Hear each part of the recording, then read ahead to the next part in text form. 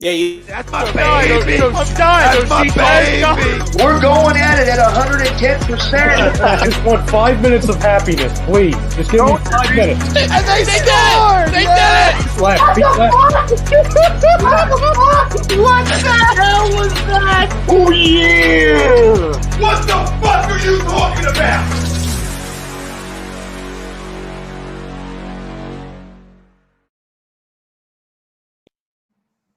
Good evening, Sports Hounds. It's Monday night. Sports Hounds live exclusively on A2D Radio. I'm Rob Brinkman. Brad Ryer joins me. Frank Vesby's producing the show behind the scenes. We are streaming live on Facebook, YouTube, Twitter, and Instagram. Download us, subscribe, listen, podcast form if you miss anything here on A2D Radio, Spreaker, Spotify, Google Play, iTunes, iHeartRadio. Take over talk, folks. A2D Radio. 2021 is going to be our biggest year yet. We got a lot to talk about tonight. First, let's get to our sponsors. Check out our doc, Dr. Paul Vidal, Specialized Physical Therapy. 2 locations in Burlington and Cherry Hill. He's our doc. Make him yours too. Also, come check out All Campus either at the Ocean City Boardwalk or online at allcampusoc.com. Discount code A2D for 15% off all your online orders. New sponsor, check them out, support them. Like I said, 2021 going to be a big year for A2D Radio. Brad, we got a full slate tonight. We got obviously football. We're going to do a little different tonight. The Hot Stove is about to heat up. We're going to talk some MLB Hot Stove. We got obviously the NFL playoffs, the NFL coaching carousel. We have a full slate in the NHL as well. But I know Brad. We were the Sports Hounds. We lost a member of our original family there on 1360 WNJC. Yankee Bob. I know, Brad, you wanted to open the show with a special dedication to Bob, one of our first callers, first fans ever. Yeah, Bob and I went to Yankee games for, we had season tickets since 2004. We went to like 10 games a year from 1988 to 2004. To 2003, I should say, and we just finally decided to just get playoff so we could get playoff tickets easier to just get all the Friday nights. So basically, he and I attended Yankee Stadium every Friday night that there was a Yankee game in Yankee Stadium from 1988 to 2018 for the most part, and we never missed a playoff series either. So just got to tell you guys, when, all of a sudden, we had already gotten our season tickets this year and bang, he dies of COVID in the end of December. And, it's amazing how things get taken away from you when you never even know it. So if you have something you ever want to do, don't wait too long because you never know. It can get taken away from you so fast. Enjoy your life, guys, and for God's sakes, be careful, wear a mask. Social distance, wait until everything's cool before you start going nuts. I know it sucks right now, but we're all in this together. And, he was a great Yankee fan, probably the best friend I ever had. And, one thing, it is one thing to say when you have somebody who is always cheering for you and is a true blue friend that doesn't try to compete with you and just wants what's best for you. When you find a friend like that, feel like you're blessed. Anyway, let's get back to sports. And be 66 years young. 66. Yeah, I'm pretty sure his boys are listening. So if you guys are watching or listening, you guys, I love you. You can call me or talk to me anytime. And my next game at Yankee Stadium will not be without a Mazzy. Just want to let you guys know that. So make sure you let me know when you're ready and I'm ready, and I'll buy the tickets and we'll all go. And, he was instrumental when we were getting going. He would call in almost every Sunday morning on 1360 WNJC. Yes, he did. Yes, he did. I remember. And, he watched all of our shows every night when he got home from work. The first thing he did was take out the dog for a 3-mile walk. And guess what he was doing? He was listening to us. He was always so soft. You could tell he was annoyed sometimes when he called, but he was always so well-spoken, soft-spoken. It was amazing how soft-spoken he was, but you could tell when he was pissed and when he wasn't pissed. Wasn't like Oh yeah. Yeah, he and he loved the Yankees, man. I mean, he's just as crazy a Yankee fan as I am. And then we were just running down all the great things. I have that type of relationship with my father with the Eagles games. I mean, over the past 20 years, the Andy Reid era, saw Super Bowl. That it's special to go down to the games. A lot of the younger generation, a lot of people, they kind of shy away from the stadium atmosphere, and I think it's a huge mistake. It is. There's nothing like being. It's nothing like being there live. And when you go with, if you can find a friend that will go that's got the same interest as you, and it was like a big bond for us. I mean, we basically met because our wives were friends, and she started dating him, and I just remember, he turned on the TV, and I said, put on the Yankee game, and he said, what do you think I'm doing?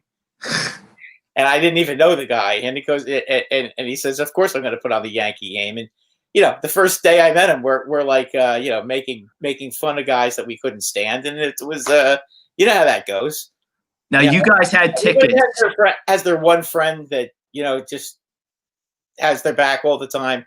He, and knows for a long time. When you're my age, especially, and so you had when did you go to your first Yankees game with Bob? 1988.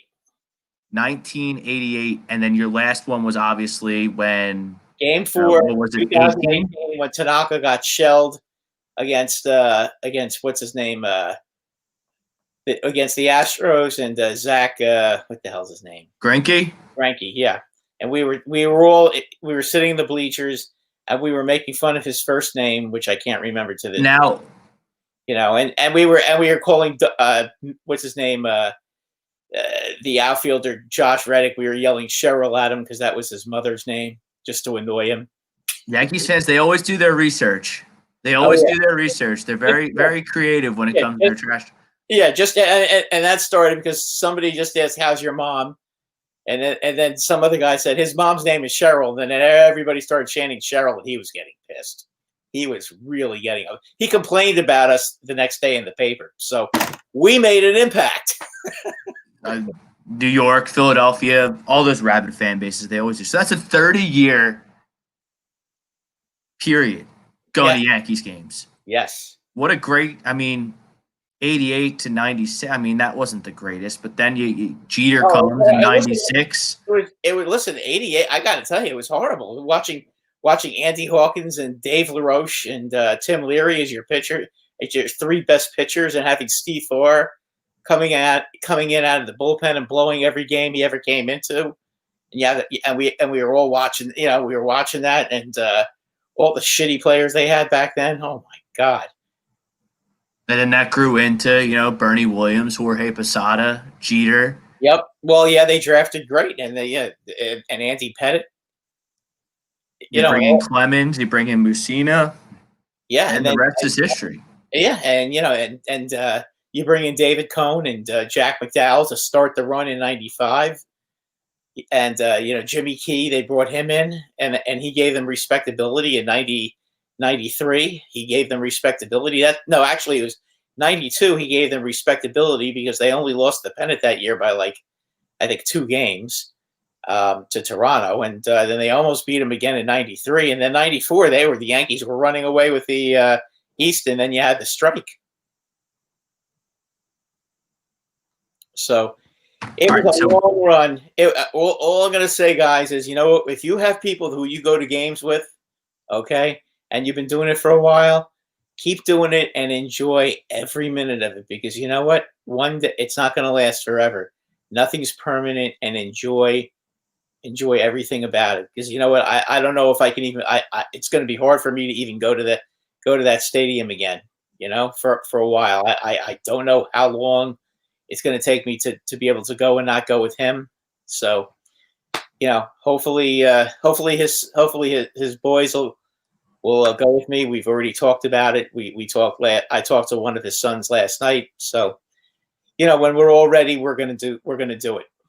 So, well, we'll keep Bob in our prayers, and we dedicate this broadcast here on A2D Radio to Yankee Bob, how he will be ever known in the Sports Hounds community. You'll be missed, Bob. Rest in peace, buddy. And I thought this was kind of a perfect kind of segue. The MLB Hot Stove, it's kind of heating up. It brings us to our poll question brought to you by Philly Drinkers. Go to phillydrinkers.com, click on the A2D Radio collection, get all your A2D merchandise right there online, phillydrinkers.com. The Philadelphia Phillies will re-sign JT Realmuto. This is the hottest issue. I think JT Realmuto is the best free agent on the market. That's why we put him with the poll. Comes out from Jason Stark, Hall of Fame journalist, that the Philadelphia Phillies have offered a 5-year excess of $100 million contract. I kind of balk to see if that's true, not because Jason Stark isn't a great writer, but if that's what they offered him and that's what he's looking for and he wants to be here, why isn't it done? Why isn't he signed? I do agree with this poll, Brad. I think JT Realmuto, along with Didi Gregorius, come back to Philadelphia. And I got to say, a lot of people are counting the Phillies out. It's easy to count the Phillies out because, it was just so bad last year with the pitching, but I kind of like where this team's going. If they can get Realmuto and Gregorius back, they've got a little cleaning up they have to do. Okay, because if they go into the season with the team that they have right now, they're going to end up coming in last place in that division. They have got to bring it. That division is a very, very tough division now. From top to bottom, you've got good teams now, and the Phillies. They have to get Realmuto in there to keep guys close and not let them run. And it's not just that; it's his bat too. I mean, the Phillies need that bat. It's not like their lineup, the rest of their lineup is that good that they can afford to lose a bat like that. And a bat like that behind home plate is just huge. I mean, as a Yankee fan, we've been used to having guys like Posada and Sanchez, although last year he was horrible, and I'll be the first one to tell you. But Sanchez, as bad as he was, did have 10 home runs and 25 RBIs, although his average was terrible. So, I mean, the whole point that I'm trying to make is in that position, guys who can hit are so rare, and guys who can hit and catch also are almost impossible.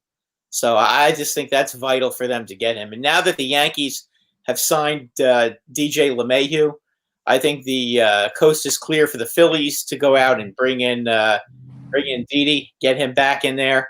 I mean, look, to get them both, it's probably going to cost you between $40 and $45 million. But you know what? I mean, they were spending that money anyway. They got Jake Arrieta off the books, which he's a waste of time. Terrible signing. Yeah, I mean, terrible signing. You got rid of him. You got rid of Robertson. So, I mean, you've opened up about $40 million, okay? Last year, you were already paying Didi 15 and Realmuto, 10? So, I mean... I'd have to look it up. Let's just say it's pretty close to that. I think that's pretty accurate. So, you figure if you were paying them $25 million last year and you pay them $45 million this year between the two of them, okay? You got rid of JT Realmuto and David Robertson. So, you've already saved yourself $39 million right there. So if your payroll goes up like $6 million this year, come on, you want to be a competitive team or not? You can't think that just signing Archie Bradley is enough. Archie Bradley is good, and great move. Archie Bradley is very good, but he can't do it by himself. They're going to need to if he's going to be the closer, which I suspect with the talent that they have, I would think that he's going to be the closer right now. They got to build a bridge to him. Somebody else needs to be there. If I were them, I'd go all in and try to get Brad Hand. I think that would be huge because then you could have two guys that could take the 8th and the 9th inning, and if you have the lead after 7 innings, you're going to win. So this is the Dombrowski. Like I was very pessimistic. I was really optimistic they were going to sign JT because you can't let him walk after giving up crucial pieces of the farm system to get him. And then Cigar Boy, John Middleton, he's like wimping out on the luxury tax because there's no fans. And then they hired Dave Dombrowski, Brad. And Dave Well, we all know what Dombrowski, Dave Dombrowski does. Okay, he's aggressive. Yeah, Dave Dombrowski is if he gets the green light to pay some players, he's going to go out and he's going to get them because that's what he does. And But Brad, don't you think that if he didn't have the green light to spend a little bit of money, he wouldn't have come here to take the president of baseball operations here in Philadelphia? You would think so, and I would think that Middleton would trust him because you know what, Dave Dombrowski has been very successful as a GM. He won a championship with Boston. He got the Detroit Tigers to the World Series. I mean, you know, They won, didn't they won? No, they lost. They didn't win. No, they lost to the Cardinals. If you recall, they lost to the Cardinals. But if you look at how that team was built, I mean, he brought in Curtis Granderson. He brought in Miguel Cabrera. I mean, he knows that man knows talent. Okay. Where's Don 19? Are you sure Dave Dombrowski didn't win a World Series as the Tigers GM? Yeah, I'm positive. Tigers haven't won a World Series since 1985. So, I mean, I'm positive about that. Well, but they got to the World. The whole point is they got to the World Series. They just were unlucky. You know, sometimes, you know, it's not easy to win the World Series. So, but still, they were ultra competitive. He won the World Series in Boston. You know, and I mean, you know, listen, if you take a look at the Boston Red Sox, under his guidance, they drafted Betts, I believe. I think they also brought in Bogarts. I mean, all those guys that they brought in, he had the cojones to go out and spend the money on JD Martinez. You know, he brought in a lot of those guys. He brought in Chris Sale. Now, obviously, now all those moves look horrible because they're all bad. But you know what? They did win a World Series, and you know what? The whole bottom line in baseball is winning the championship, and he did that, and he's gotten there, and he's won it. You know, and his teams are always competitive, and you know, as long as Middleton is willing to spend a few bucks, okay, and be flexible, the Phillies are going to be competitive with this guy as a GM. He can recognize talent, but he does like to trade his farm system. So the Phillies are going to have to make sure they rebuild and stock that farm system so that he can use that farm system to acquire the pieces he needs. And don't think that if I'm saying that they need Brad Hand, don't think that he doesn't know that. You know, don't think he doesn't. Everybody thought that the Mets were surely going to lose. You know, that the Mets were going to sign him, but you know what? He hasn't signed yet. Well, that's another thing that opens up the Phillies to re-sign JT Realmuto, because I thought the Mets were a perfect landing spot for JT Realmuto. But the Mets didn't want to spend the money on him. Wilson Ramos was a butcher behind home plate. Yeah, well, they got themselves a pretty good catcher. I mean, is he the best? Yeah, catcher? but he's not. They go sign James McCann. Yeah, he's good. I mean, he's pretty good. He's not bad. He's not JT Realmuto though. No, but they went and got Lindor, and they brought in Carrasco. I mean, those are. I get that. I'm just saying that I thought the Mets were going to be stiff competition and a real thorn in the side for Dombrowski and the Phillies to re-sign Realmuto, but it turns out not the case. It seems like it's either going to be the Phillies or the Blue Jays, which I don't understand. If Jason Stark's reporting a 5-year, $100 million deal, he wants to be here. He's buddies with Bryce Harper. He's getting exactly what he asked for. I mean, why don't we just sign it up, JT? If that report's true and you want to be here, why are you playing us against Toronto? Well, you know he doesn't want to go to – listen, Toronto's been in on everybody, but the bottom line is, and let's be honest here, okay? Nobody wants to play for Toronto, okay? Nobody wants to spend half the summer or maybe the whole summer in Buffalo. Nobody wants to go there. That AAA – yeah, it's a mess there. They're not going to be able to play in Toronto.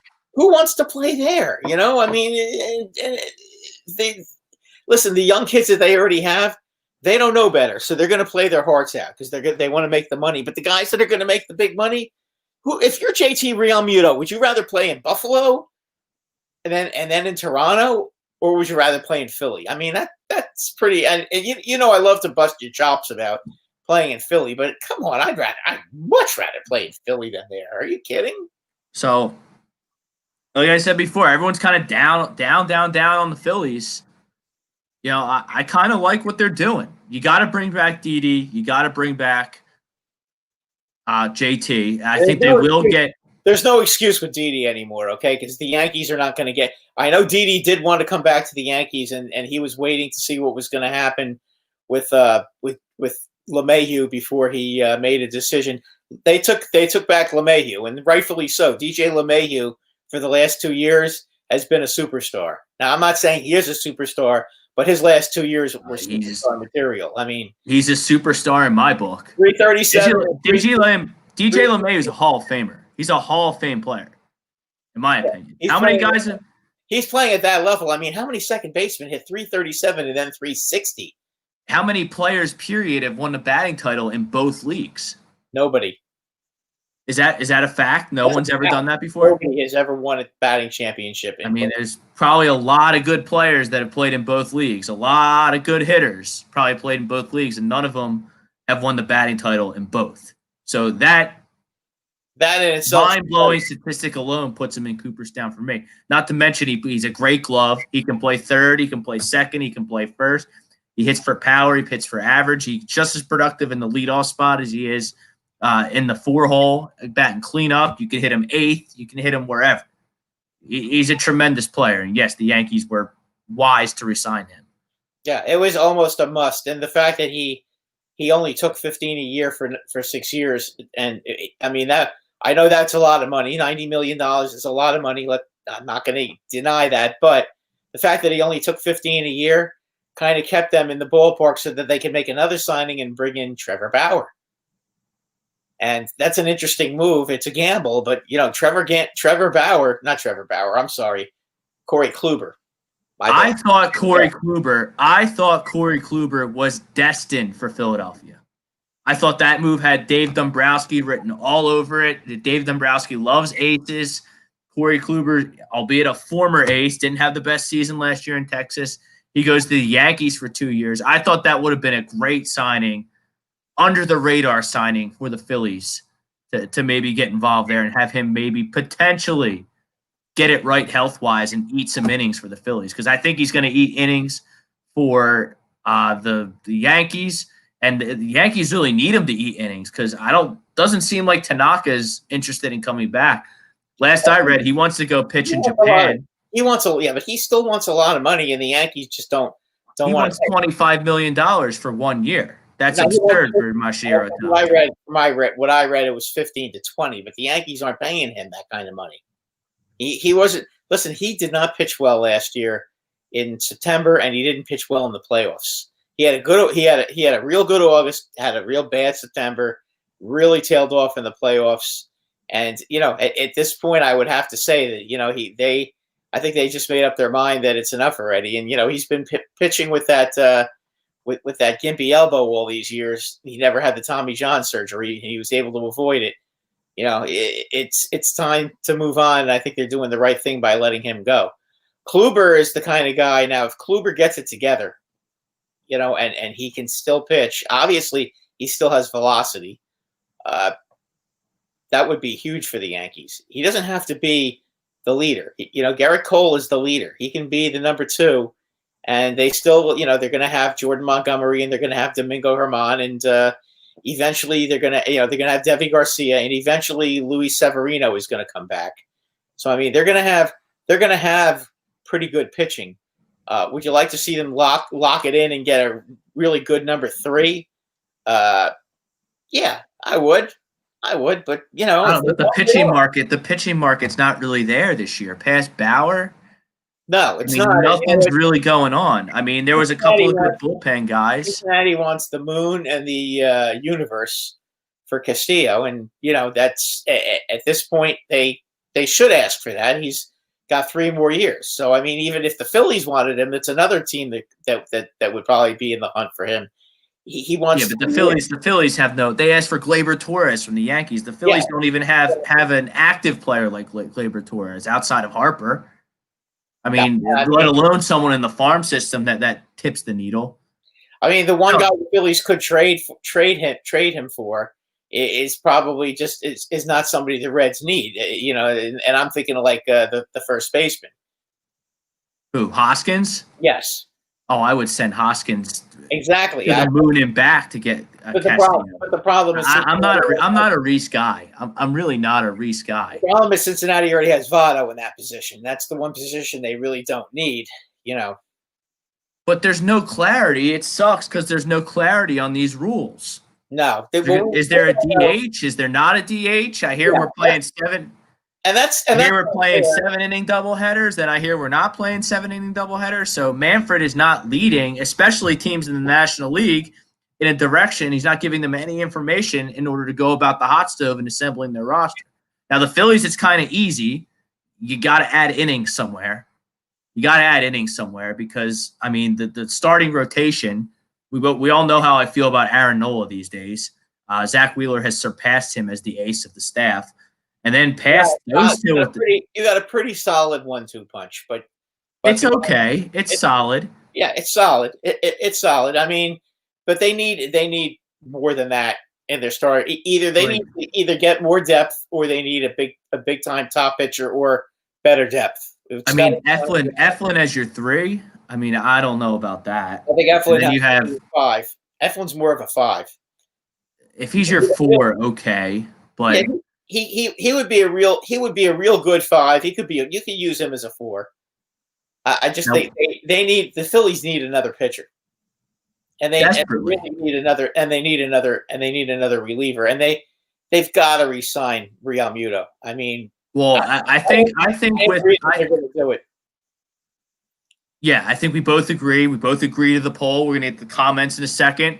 JT Realmuto will be in South Philadelphia at Citizens Bank Park every night, 7:05, starting at catcher. They're going to re-sign him.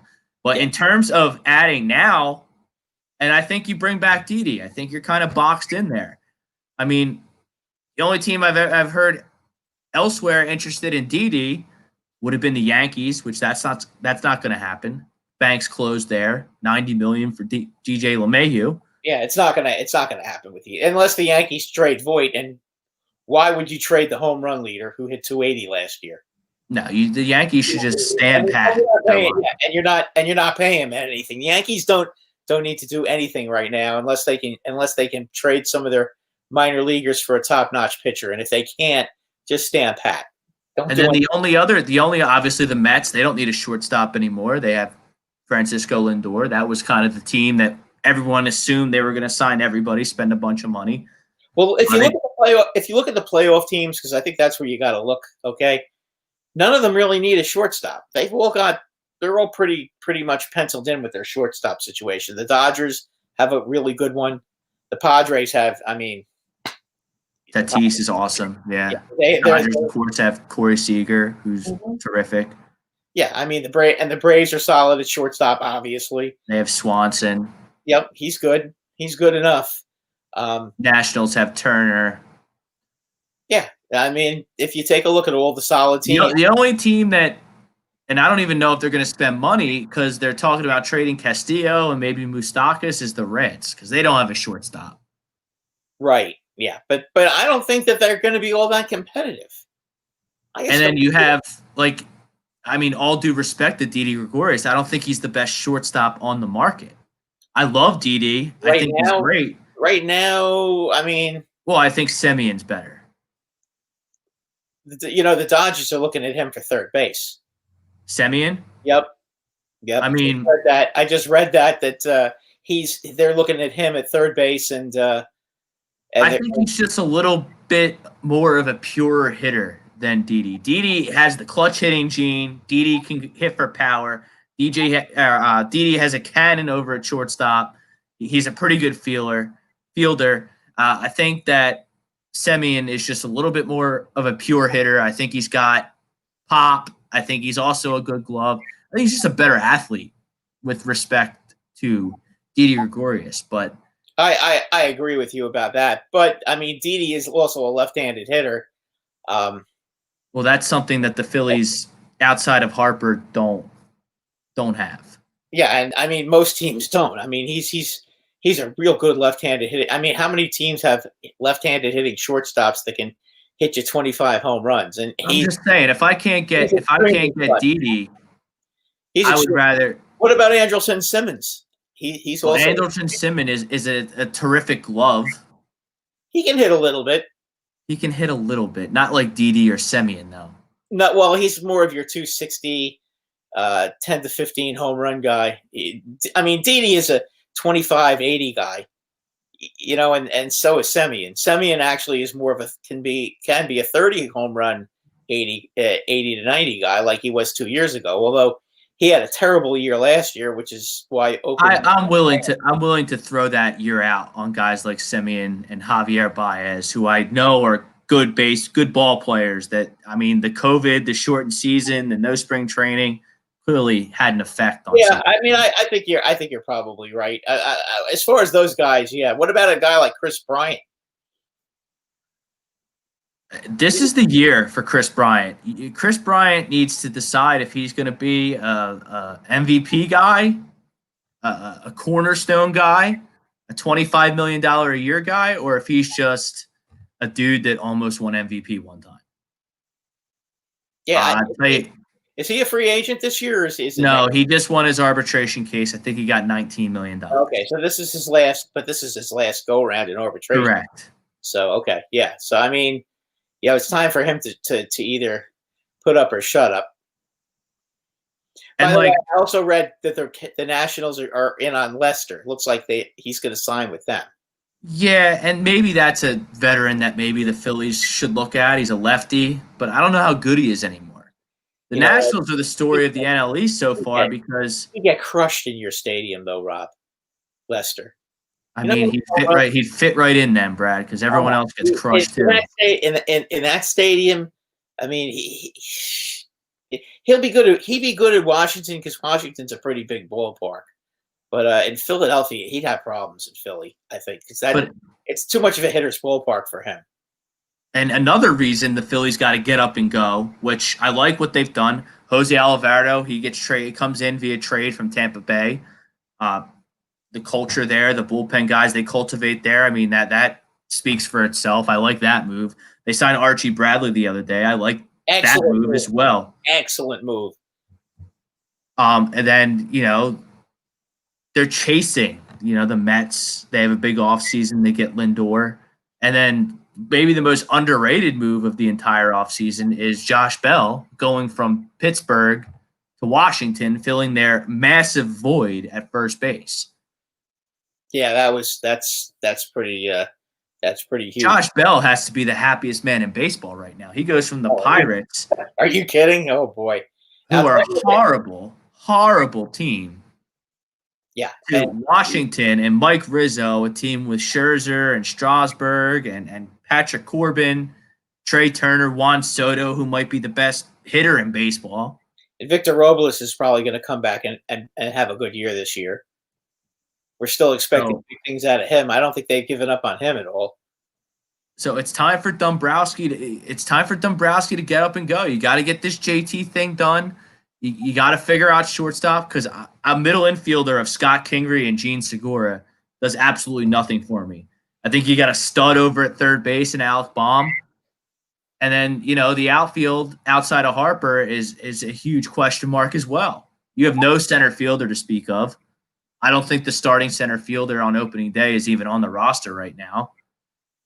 I'm not a Roman Quinn guy starting in center field. If you want to have him as a pinch runner, a fourth, fifth outfielder, that's fine. Would you be in on Springer, or do you think the Phillies should avoid him?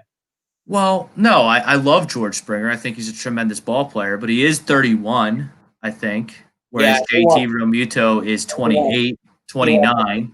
He wants a ton of money. So, as far as those two are concerned, I would think it's either one or the other. You can't really bring in both. And I'm signing JT all day. Springer would not be a bad consolation prize if they were to lose JT Realmuto.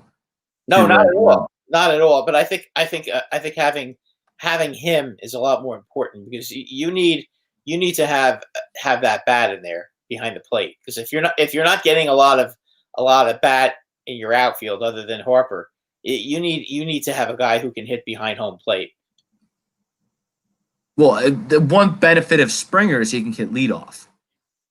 Oh which yeah, the Phillies haven't had since Jimmy Rollins left, which was some years ago at this point. but he is the leadoff spot. If they don't re-sign. I mean, I think Real Muto has to be first on their list, and I'm going to say that they really should try. They should try to be in on Brad Hand if they can. I mean, I know it's hard. What's that going to cost, Brad? Hand. Well, he was only making $10 million with the Indians. I mean, how much possibly could he ask for? He's also a lefty, which intrigues me as well. Then you have the only problem with Hand though is that they said that he lost 2 miles an hour on his fastball last year. He was clocked at 91 pretty regularly, and the season before that he was at 93. But I think you might be able to say that with no spring training and he didn't have a chance to stretch his arm out, that's always a possibility. Brad, I mean, the bullpen here has just been so putrid over the last couple of years. I mean, anybody who can get me outs. Yeah, and he can do that. He can do that. I think that's pretty important to try to get him too. I mean, that would be a really advisable thing to do. If they can't get a starting pitcher, at least try to load up your bullpen. Like, am I supposed to believe as a Phillies fan, a guy who's Mr. Middleton, cigar boy, a guy who's been wimping out on spending money ever since it's been a question on whether he can have fans at his ballpark this summer? I'm supposed to believe that he's going to sign Brad Hand, Didi Gregorius, and JT Realmuto? Would you rather JT Realmuto? Let's put him in the bank. The Phillies re-sign him, 5 years, $100 million, whatever. I think it's going to take 5. I think it's going to be $23 million a year for JT. That would be my personal opinion. I think 23. That's fine. He's signed for whatever. 115 for 5 years. I think you'll have a deal. I think he wants a little bit more, and I think the Phillies will give it to him. Who's the second priority then? Brad Hand or Didi Gregorius? I mean, I would have to say I like pitchers. I would rather load up on the bullpen because I think that was a huge weakness. And you know what? I would wait and see what happens with Didi. You know what? I don't see anybody knocking down his doors to get him right now. Well, no one's – I mean, we just had a couple of trades happen. A big trade right before we went on the air. Joe Musgrove, he goes from Pittsburgh to San Diego. Joey Lucchesi, talented left-hander for San Diego Padres. He's going to the Mets. And Let's the look at Padres the Met rotation now. I mean, your Met rotation now is what? DeGrom, Stroman, Lucchesi, Carrasco, and Matz. And when Syndergaard is ready to come back, which would probably be in like June, he'd probably take over for Matz. So that could be a very dangerous team. I love the trade for the Mets. Yeah, I mean, I'm a big Lucchesi fan. I mean, big lefty, high strikeout guy. Didn't really live up to potential there in San Diego. That's also a big ballpark, Citi Field. So you know what? That's a good thing for him. So I mean, I think things could potentially be looking up for this Phillies team if they make a few key decisions in these next couple of weeks as the hot stove gets underway. Get JT, get Didi back here. You got a little bit of a competent bullpen with Archie Bradley and Alvarado coming in. I want to see the lineup that I saw last year. I want to run that back for 162 games. I really do. I think that's a pretty good lineup, and you hope Hoskins has a better year. And like what I saw from McCutchen at the end of last year, Brad, he started to get some spring back in his step from that ACL injury. He was playing really well down the stretch, really, because JT, he kind of got hurt. He got hurt. Injury was clearly hampering his play, especially at the plate. He spent a couple stints on the DL. Nobody could get McCutchen and Harper out in the last 2 weeks of the season when the Phillies were really trying to make a final push for this playoff. So, well, McCutchen would be your left fielder, and if he's the only thing is he's going to be 35 years old now. It's his last year, so I think he's going to be 35 now because I think when he was with the Yankees he was 32. Then he signed a 3-year deal, so I believe he's 35. So he might not be able to play the outfield every day, but you probably can get him 5 days a week. You rest them one. Most of these teams get 1 day off a week during the season, and if you rest him one game and he gets a day off, just don't play him a day game after a night game. He should be okay. And he's your leadoff hitter, right? And that would definitely help. But I mean, so you need him to be good at the top of that lineup. He's got to set the tone. He's going to be a table setter. And if they have a DH in the National League, which God only knows, because Rob Manfred just doesn't ever tell anybody what. But how can he not decide on these rules? I don't know. He's getting going. Teams are making trades. Teams are shelling out millions and millions of dollars for Chris Bryant and Francisco Lindors and arbitration deals. General managers and owners, they have their hands up. They don't even know what the rules are. Right. It's ridiculous. They also don't know if they're going to be fans in the stadium either. That's part of it. But I think that's such a bunch of bullshit, though, Brad. There's going to be fans at some point. I think by July you'll see fans in the stadium. These owners you don't lose money with a professional sports franchise. You just don't. No. Some years might be harder than others. Over the 20-year, 30-year, 40-year long haul, you're not losing money. No, the equity in fan base. The equity in your team goes up. I mean, it's just like I've been saying about Steinbrenner, okay? How he's been complaining about it, how much money the Yankees lost. Your dad bought that team from CBS in 1971 for $10 million, and it's now a $5 billion company.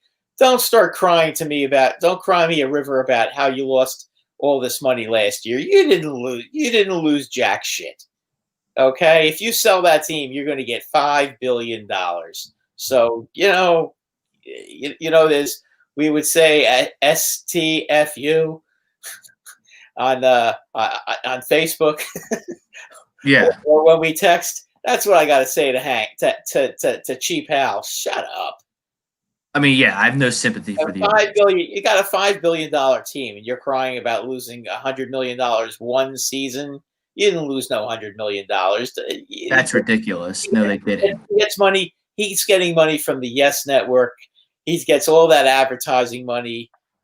Come on, and he still gets the revenue from all the stuff that people buy, like me buying this shirt. I mean, come on, and paying $20 for this shirt. You know the deal. Come on, stop already. Stop insulting our intelligence. Yeah. All right, let's get to some comments. Tommy Arnone's in the house. He agrees to the poll. Thinks JT's going to be back. Todd Lesborough. Sorry, Todd, if I butchered your last name. Did they sign McDaniels already? Dark years ahead. We'll get into the coaching carousel. Josh McDaniels is not my first choice to be the Philadelphia Eagles coaches, but I guess I wouldn't hate it. I was resistant at first, but I'm coming around to it. I mean, we'll see. I mean, I don't know. Their only chances get in the NFL in a little bit. It's just such a blah situation with the Eagles. It's very bleak. Brian Wilson's in the house. He agrees to the poll. He thinks JT's going to be here in Philly. Chrome's in the house. What's up, fellas? Ready for some movement to start in the MLB? Absolutely. I hate that the MLB Hot Stove gets a slow start every year. Jake Friel's in the house. He agrees to the poll. Tom Arnone, he loves Didi. I mean, yeah, clutch hitter, great fielder, cannon for an arm. He's streaky a little bit, but his clutch hitting makes up for his streakiness. He's a lot streaky, but let's be honest, okay? When he's hot, how many shortstops do you know that when they get hot can carry your team? Greg also agrees to the poll. We have a lot of positive Phillies fans in the house tonight. Really a doom and gloom. The Phillies suck. A lot of people are always down on the Phillies, and not that it's not justified. They give us a lot of reasons to be down on them, but Prism 280. Let's see what the roster looks like on March 31st before we start picking on the Phillies. There's work to be done, but I mean, Brad, they're not going to not do anything between now and March 31st. That's what I'm saying. Let's wait and see what the roster is coming out of spring training before we really, really criticize what's going on. I mean, it's just like Yankee fans. We're complaining and complaining and complaining about them not signing anybody, and then all of a sudden, bang, LeMahieu signed, and on top of that, we had Corey Kluber. So, and we're just as bad. Yeah, and this goes for all of us fans. before we judge what our teams are going to look like in baseball right now, let's wait until before opening day before we judge, because we don't know what the teams are going to look like. Teams No, we're impatient. I'm too impatient for that. I need it now. I want it now. I want to be a good team now. I want to know I'm going to be good all summer now. Now. Yeah, but they're not playing yet. and listen, we're all guilty. You know me, Brad. I'm really a patient guy. I really am. I really am a patient guy until I'm not. Yeah, you're patient. Until I'm not. No, but when I stay patient until the fuse goes. Once the fuse goes, it's gone forever and it's never coming back. Right.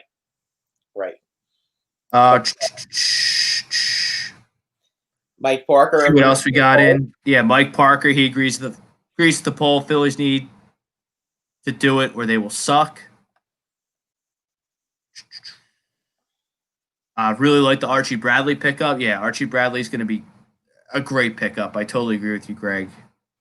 Pick up some saves. He can be the setup guy if you stumble upon different closer. Really a versatile signing. A great move by Dave Dombrowski. Yeah, that was a big time move. That was a move that had to be made.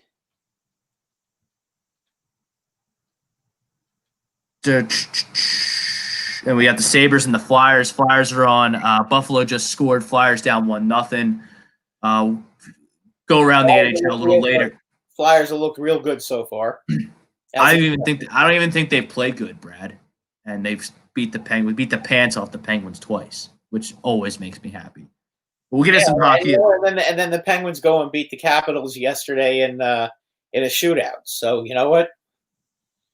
They did their job. They lied down for you guys, and then they beat the Capitals. And the Bruins, last time I looked, were losing to the Islanders 1-0 late in the third period. I don't know how the game ended, but it was 1-0. All right. That's some Phillies talk. We'll keep an eye on the MLB Hot Stove, all the happenings. I do think Corey Kluber, that's a good signing. He's going to put those pinstripes on. They're going to serve magic for you guys. He's going to have a good season. Yeah, I think he will. I think that he's, his body may have needed a little rest. Don't forget the original injury was a broken forearm from a line drive. It wasn't an elbow injury. Last year his shoulder tightened up and he just said forget it and didn't pitch again. But apparently his shoulder's okay now. The key I think for him is going to be to just have a spring training and try to have a decent spring training. And if they do that, I think he's going to be fine. All right, let's move on to some footy football. NFL conference championship set. We're going to have Rodgers versus Brady in the NFC at Lambeau Field. Aaron Rodgers' first championship game at home in his career at Lambeau Field. Got to think he's going to be jacked up for that. In the AFC, Brad, let's start there. You told me that the Bills were going to beat the Ravens. I didn't believe you. I had the Ravens. Lamar Jackson shut down once again in a big spot. And then the Chiefs, they narrowly escape the Browns yesterday. Mahomes leaves with a concussion, almost a complete disaster for the Super Bowl chance. But we got Bills, Chiefs. We got Buccaneers, Packers. Nice to see in the AFC that the top two seeds are playing each other. I mean, I like seeing that because you know what? It just goes to show it kind of validates the season. I thought the Ravens were the best team. I thought the best team in the AFC. I didn't think the Chiefs were going to go. I thought the Bills and the Ravens were one of them was going to represent the AFC. I like Buffalo in this game in the AFC Championship. But first, Lamar Jackson. I mean, the Ravens are screwed with this guy. They will never win a Super Bowl, Brad, with Lamar Jackson. That pick six. Part of the problem with Lamar Jackson is when he plays again, there are certain teams that are going to give him trouble. If you have a very fast defense like Buffalo is not a physical defense, but they're a very fast defense. That's the kind of defense that can stop a guy like Lamar. I mean, it just is. And, that was a bad matchup for them. And, it just seemed like when he threw that pick and then he got hurt, that was it. But that pick can't happen. No, it can't. That pick is elementary QB 101, first day of school stuff. I mean, it's a basic zone. The guy's sitting right there. He's just staring down Andrews, who's double covered. He's bottled up anyway by the two deep guys in the zone. The safety or linebacker just comes right under it, picks it, and no one gets him. It's a pick six. That can't happen. No, That can't. He can't make enough throws from the pocket to loosen up the defenses enough against good defenses in big spots, be able to bring Baltimore a Lombardi trophy. They'll never win with him. The other problem is, if the weather isn't really good for Lamar, that's a problem. I mean, Josh Allen has a real strong arm. So regardless of how bad the wind might be, and it was really bad on Saturday night. I mean, did you see how the goalposts were rocking? Well, when Justin Tucker misses 2 field goals in the same game, something's up. Yeah, so the wind was definitely a factor. On the second one that he missed, the goalposts were going back. We're shaking. We're wobbling back and forth. It's just like, how the hell is he going to kick a field goal, kick a 50-yard field goal in those conditions? I mean, if anybody could do it, it would be Justin Tucker. But God bless him, he made the third one. But I mean, still, even if he made those other 2, it wasn't going to be enough to beat Buffalo. Buffalo is really on a roll right now, Rob. They've been playing great. I've been telling you all season they've been playing great. I know that they got their brains beaten the first time they played the Chiefs. Okay, and that was Game 6 when they lost 28-16. But you know what? That team they haven't lost a game since, except for the Hail Murray game. That's the only game that they've lost. They've really been on just another planet. And if the weather is a little foul, that doesn't hurt Buffalo, because Josh Allen can play in bad weather. I don't know about Mahomes. We don't even know for sure if he's going to play or not. I mean, Mahomes is going to play. First off, everybody says that, but he still has to clear the concussion protocol. Yeah, they're going to push him right through. You want to know how I know he's going to play, Brad? Because the line in Vegas is still at 3. And first off, the fact that it's on the board right now indicates that Vegas is very confident that Mahomes is going to play. And okay. I agree with that. Okay. They're not going to pull the game. The NFL is not going to ruin half of its conference championship Sunday because Chad Henne has to start a fucking football game. It's not happening. Patrick Mahomes is going to be out there. They're going to have the independent neurologist. You give him a fat envelope full of $100 bills. He's going to tell Patrick Mahomes he's fine. He's going to go out there. Okay. I'm pretty confident that the Packers are going to win the NFC Championship game. I love the Packers. I think Rodgers is going to be ready to go. I think that the fact that this is his first championship game at home in Lambeau, and he's kind of made a big deal about that. It seems very special to him. And there are fans in the stadium, by the way, in Green Bay. Yes, there are a lot of fans in the team. Well, they own the team, Brad. Yeah, they're all there. I mean, they don't have 70,000, but they look like they had about 20,000. So, I mean, I would say that was more than enough for them to be a factor. That's for sure. I mean, the only thing that could put the kibosh on Aaron Rodgers going to the Super Bowl, winning that home championship game in Lambeau Field is that Tampa Bay Buccaneers defense. Devin White was finally active. He missed 2 games. He missed the Washington game, and I believe he missed the Week 17 game. He's been banged up. He went in yesterday, and that Tampa Bay defense was something totally different. Yeah, after the opening drive of the second half, they took over. And Devin White took over. I mean, he's recovering fumbles. He's intercepting. He's in the backfield, tackling Kamara. He's just all over the field, number 45 in White. Breeze should just retire. It just seems to me like his arm is shot. His arm is shot. He can't get the ball down the field anymore. I mean, he still has the will to win, and he's a one competitive son of a gun. But I just think that he needs to retire. Well, the only play they were able to hit on the Tampa Bay defense, which gives me moderate concern that Tampa Bay could go in there and steal this game, is the only thing that the Saints did, who I heard were the best team all year, top to bottom, least weaknesses. The only play they hit on Tampa Bay was some bogus trick play where Jameis Winston threw the ball down the field to a wide-open Traquan Smith. No one was even near him. Buccaneers had a total breakdown in defensive coverage and just let one up.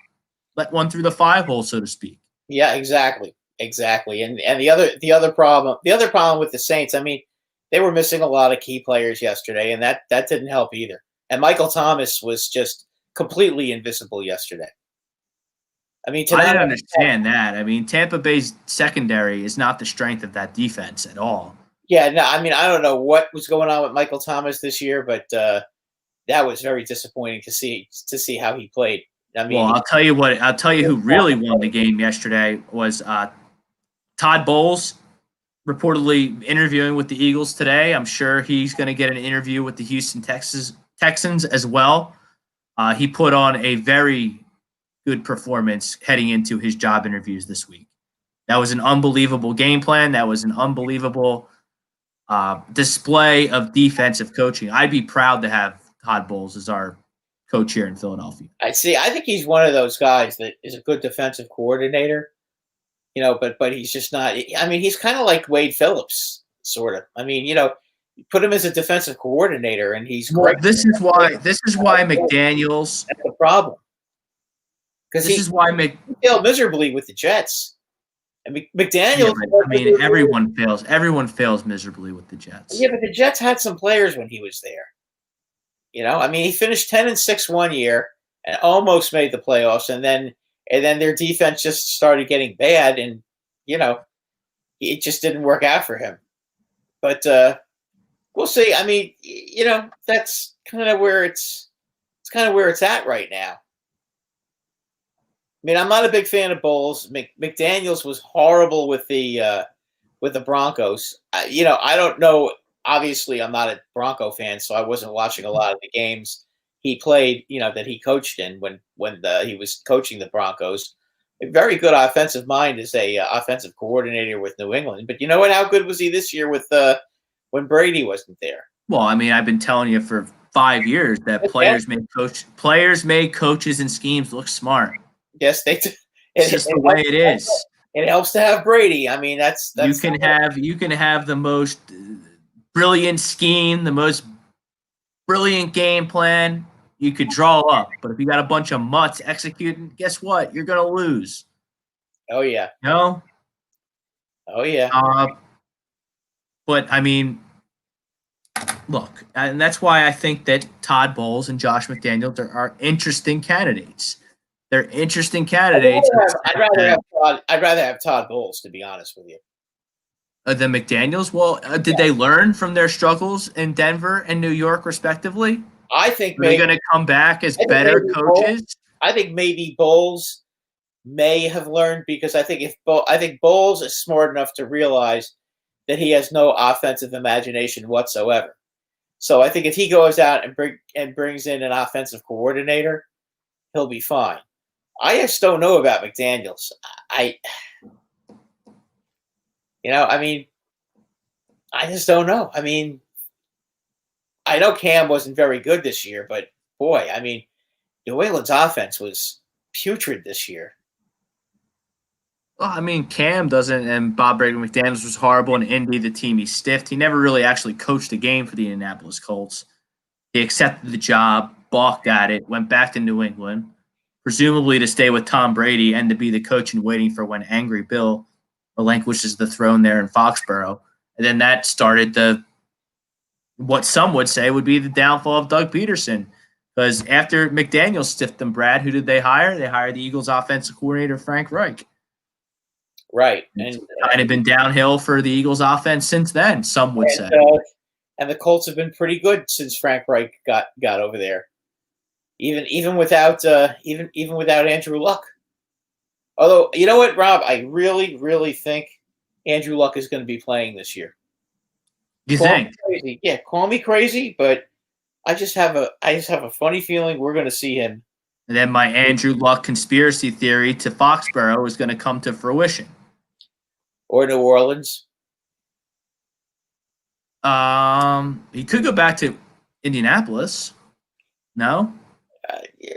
He Could, but I think Indianapolis might be. That may have been. I don't know if it was a messy divorce or not. I mean, we don't. That's. I mean, the fans weren't happy, and I didn't approve of the way he did it. No, that's why. That's why I'm thinking. I don't think he's going to go back to Indy. But you know what? New Orleans would look awfully good with him, and so would. But I mean, so would the Patriots. So Brad's got Andrew Luck playing in the NFL this year. Yeah, that's very interesting.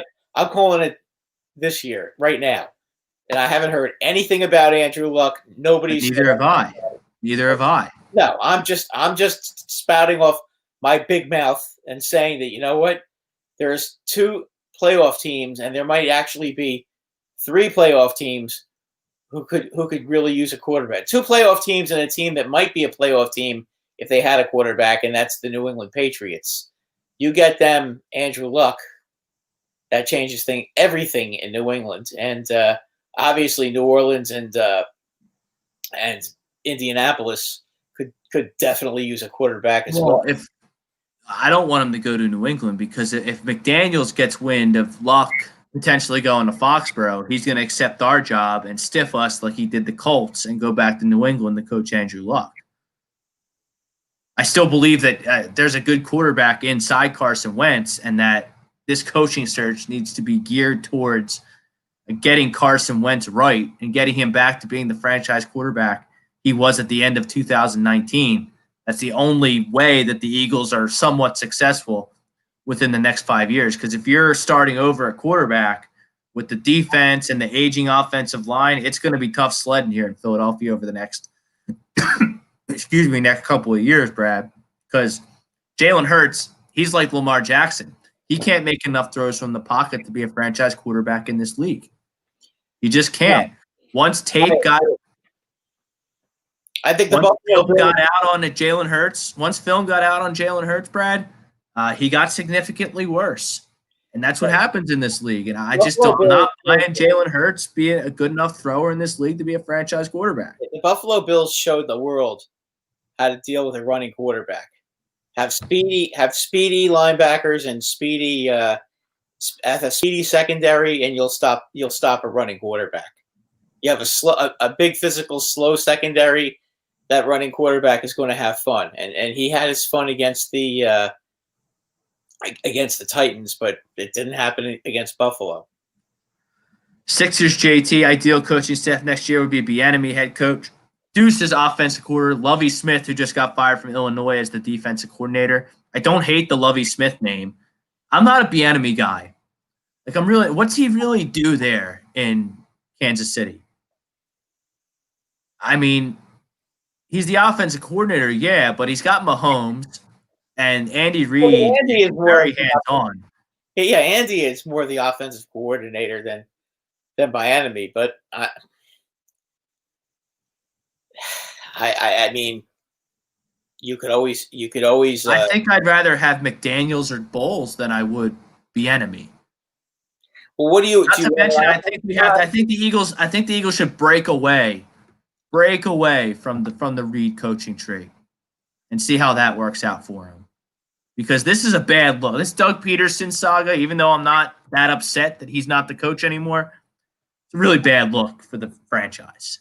It's just not good. You fire a coach 3 years after he won the Super Bowl. I mean, a quarterback who was all that in a bag of chips and all of a sudden can't complete a simple pass from a clean pocket. Like, the Eagles are a mess right now. So maybe someone outside the Andy Reid Eagles family, like a Josh McDaniels, like a Todd Bowles, I think you need to have a guy. I think you need to have a real adult in the room kind of coach. But don't you agree that the Eagles in order for the Eagles to be successful anytime within the next 3 to 5 years, Carson Wentz has to be restored? You can't trade him, Rob, and you can't cut him. I mean, you're going to have to keep him around for at least another year, if not 2 years. Otherwise, the dead cap space hit is going to kill you, and then you're still going to have to pay to get another quarterback. So you got to try to work with Carson, and Carson certainly has the ability to be a good quarterback. I mean, I don't think anybody denies that. Even the most avid of Wentz haters have to agree with the fact that the man does have some talent. No, they don't. Is his body so beat up that he can't do the things that he used to do 3 years ago? And like all these reports that he's changing the plays at the line of scrimmage just to spite his head coach, I don't believe that for a second. There's still a competitor factor in him. Well, I don't know. No way that happened. No way. I can't imagine he'd be doing that. I don't think that Carson Wentz is competent enough football IQ-wise to have that freedom at the line of scrimmage, and I've said that multiple times on this show. And I think you hit on it last week when you said the Eagles do Carson Wentz, Doug Peterson, that coaching staff, did Carson Wentz a tremendous disservice by putting him in a box. You got to let Carson be Carson. You got to let him move around in the pocket. I mean, he's a creative kind of quarterback. I mean, he's kind of like what Ben Roethlisberger used to be. You know, he's best when he can move around. He can make people miss. When he needs to run, he can run. I think, you know, he seemed like he was healthy to me this year. It just seemed like something was amiss with him. You know, it seemed like the opening 2 drives against the Redskins, opening week, he looked fantastic. The whole team, when they jumped out to that 17-0 lead, the whole team looked fantastic. And then all of a sudden, out of nowhere, it just stopped. He threw a couple of picks. Maybe he lost some confidence because then the next week the defense got ran all over against the Rams. And then, of course, you had the tie against the Bengals, which made everybody freak out. Yeah, and at that point, when they got the tie against the Bengals, I think it was pretty evident. I mean, it was evident to me. It wasn't as evident to you guys because obviously, if you're Eagle fans, you don't want to admit it to yourself, but it was that Bengals tie, Brad. At least to me, that's very telling. That it might not be going our way this season. And it was. I mean, you had to think that. Yeah, you had to think that. I know, at the time it wasn't that big of a deal, but you had to think, that you were in the easy part of your schedule, and you were 0-2-1, and you had to know that at the end you're going to have to be playing all these real good teams, and you might have a problem. At the end, you're going to have a real hard time winning games towards the end of the season, and that's exactly what happened. Out and the coach lost his job. Dak is going to be playing next year, so the Cowboys are going to be back. As much as we can't stand Dak, you have to respect the fact that the man's a pretty good quarterback, and he's 100 times better than Andy Dalton.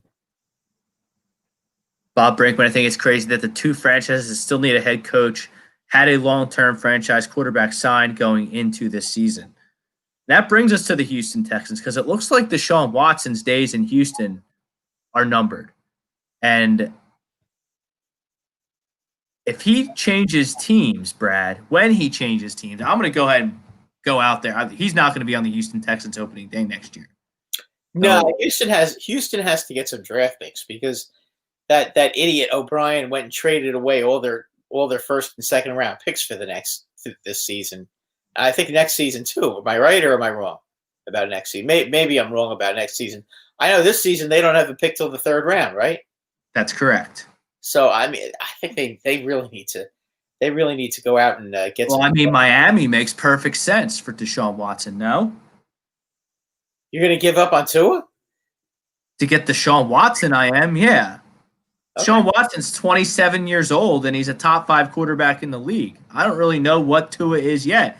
I saw Tua got benched for a safety blanket, Ryan Fitzpatrick, twice in big spots over the course of the season. True. So they were also trying to make the playoffs, and their coach I think got a little. You forget about the playoffs with Deshaun Watson. With that defense, you add Deshaun Watson. Yeah, they'll make the playoffs. You're going to the Super Bowl. It's Super Bowl or bust in Miami if they get Deshaun Watson, and they have the.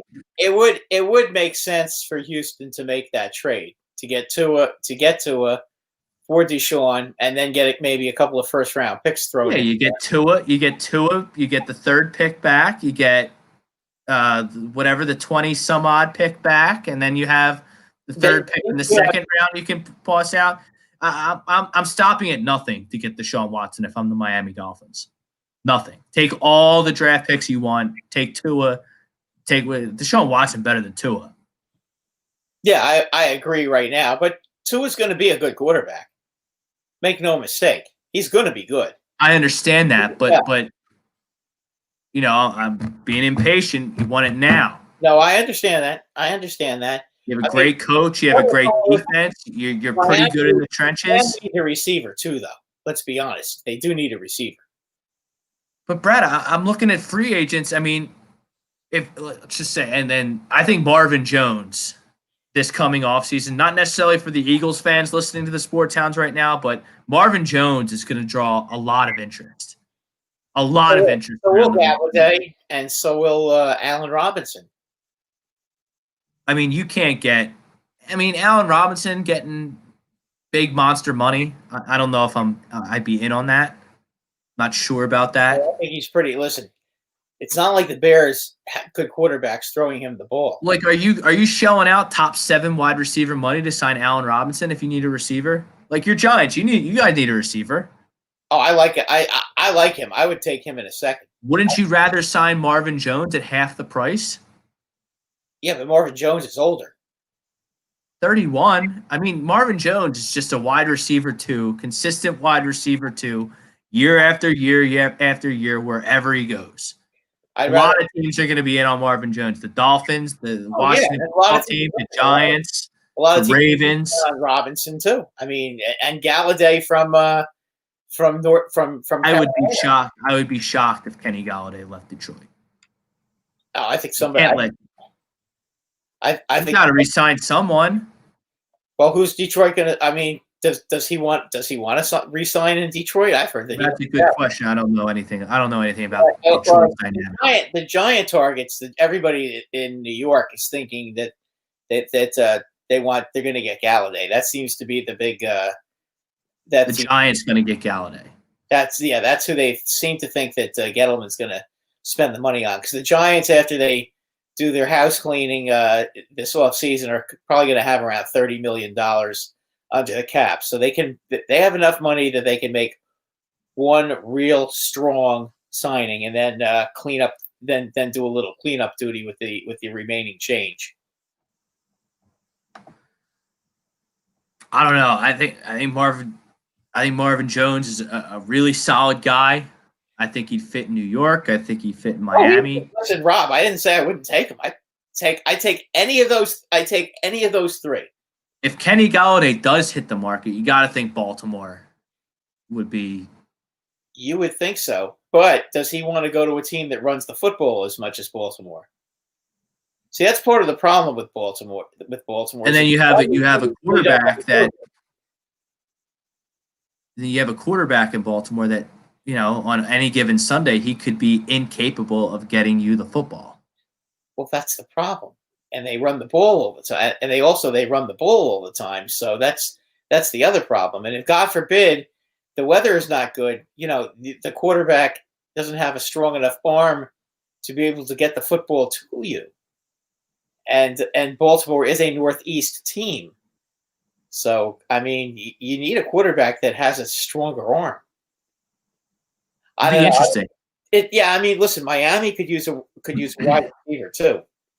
I mean, I think Miami might be in a spot where Devontae Smith would be a perfect fit, and they might go out and get him. See, I like Jamar Chase over Devontae Smith. Well, you could get him too. I mean, either way, I think Miami is going to want a receiver to go with whoever their quarterback's going to be. It's very interesting at the top of the draft because you got, obviously, the NFC East was horrible. The Eagles don't even have a coach yet. You have the Eagles 6th. It's a deep draft, Rob. There's a lot of good young players. You have the Eagles. You have the Eagles 6th. You have the Giants 11th. Cowboys are 10th. And Washington's not far behind at 15th. Right. So I mean, they're all going to get some good players. But I'll tell you, Washington having to cut Haskins really sets their program back. Losing. I mean, when you have to get rid of the 15th pick in the draft after Two, But he couldn't play, Brad. He should have never been the 15th pick in the draft. everybody was. Do you remember how everybody was screaming at the Giants for picking Daniel Jones instead of Haskins? Because I remember, boy, Dave Gettleman got abused for that. Well, Dave Gettleman. Well, and it was perceived that Daniel Jones should not have been the 6th pick in the draft. Yeah, but the problem is that the Giants didn't pick him as the 6th pick in the draft. They wouldn't have been able to get him. Period. And if they really wanted him that badly, that's what they had. I hear you. Personally, Rob, if you remember what I said when we were over at WNJC, who did I say I wanted to pick as quarterback? Deshaun Watson. Remember that? Yes. Okay, and instead, who did we draft? Evan Ingram. So that to me, that was one of your, and I was right about that because that would have been that in hindsight would have been a much better pick, and the Giants should have done that, But maybe the Giants can now fix that mistake and trade for Deshaun Watson. Yeah, but what's it gonna? Who are they going to be? Do the Giants have a package that they're going to want? No, the Miami Dolphins would be in the driver's seat to acquire. Miami's got the third pick. They have all these picks. It's Miami. It's Florida. It's South Beach. They have a pretty good team. If they had Deshaun Watson with that defense this year, you could play golf all the time. Yeah, I mean the Jets. They also have a ton of draft capital because of the Jamal Adams trade. Yeah, but I don't know that the Jets would waste all that capital on him when it's not. It's not a waste. First off, trading for Deshaun Watson is not a waste. For the Jets, if he goes to the Jets, he's wasting his career. I don't know, but he's that good, Brad. No, I realize that, but the Jets need so many. I think the Jets made a great hire. Rob Saleh was my number one guy here in Philadelphia. No, I like that hire. I like that hire. I think he's gonna get that defense going, and if you are able to, there's a flyer. You got to get Darnold some talent around him. I mean, you can't expect him to be throwing the ball when the offensive line is so bad. Forget all that. The Jets, they don't have anyone on the books. You give up the farm for Deshaun Watson, and you get some receivers in the 3rd and 4th round. I mean, your boy Darius Slayton was the 6th round pick? 5th, but no, you're not wrong about that. The Jets also have probably $50-60 million to play with this year. They're not paying any, but they're not paying Darnold. No, Jets have a ton of money to spend in free agency. They have no good players. No. But I know the Jets aren't going to do that because Joe Douglas is going to use his draft picks and try and build the program from the inside out, top to bottom. Yeah, I think Joe Douglas is going to be picking offensive linemen. He's going to do what he did in Baltimore. Just he's gonna solid, sensible picks. He's going to pick offensive linemen, okay, so that his quarterback doesn't get killed for a 4th year in a row. The way he's been getting killed the first 3 years. I mean, that Darnold has to be shell-shocked right now. And I don't think Darnold's a bad player. He's not a bad player. But you know what? It's like David. You remember David Carr? The old quarterback of the Giants I think he was drafted by Houston, if I'm not mistaken. He's the first pick in their franchise's history. Yeah. He got sacked every time he dropped back. Exactly. And he got the shit beat out of him. Okay? You cannot allow your quarterback to take that kind of beating and then expect them all of a sudden to develop into a good quarterback. Of course they're going to get gun shy. That's what happens. I mean, listen, just to prove it, okay, if you remember the Giants had what's his name? Who was the quarterback before Eli? Warner? Kurt Warner, okay. Kurt Warner got his brains beat in that season. Okay, and he had Coughlin mercifully put in Eli because he didn't want to see Warner get a concussion and have his whole career wasted because he was getting beat up so bad. So that kind of forced the Manning move. I mean, it was good for the Giants eventually, of course, but I'm just saying Warner would have had his career ended if he would have stayed with the Giants. Darnold, they've got to get him offensive line help, and whether it's through free agency or drafting, whatever it is, they've got to look at the offensive side of the ball and change things, because regardless of how good or bad their defense is, if their defense is on the field the whole game, they're going to give up a lot of points. It's that simple. And I think a little bit of a sleeper team to watch in the Deshaun Watson sweepstakes is going to be the Chicago Bears. I mean, the Bears haven't had a quarterback in forever. They don't have the draft capital that the Jets and the Miami Dolphins. If the Miami Dolphins want to make a big-time move and bring Deshaun Watson in, I don't think it's going to be hard for them to do that. They have so many assets. They have Tua, who's a promising young player. But, I mean, the Bears, I mean, it would take a historical amount of draft capital. I've heard that New England is interested in Trubisky. I don't know if that's true or not, but I've but read. Who's interested in Trubisky? I mean, it looks like Josh. I understand that, but New England.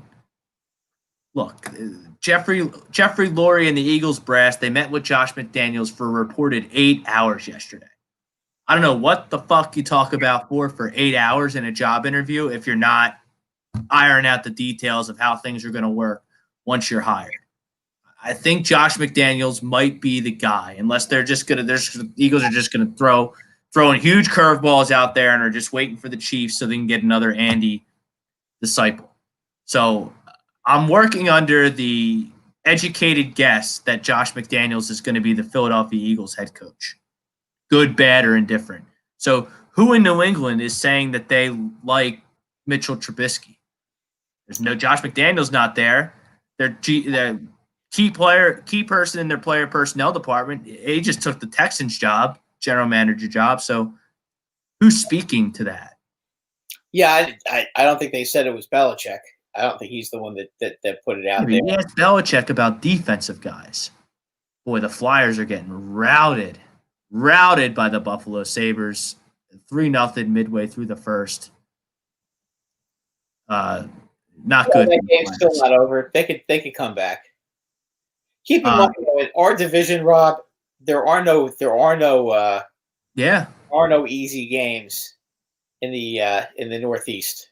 We're gonna live react to it a little bit, and we're gonna talk some hockey here in a little bit.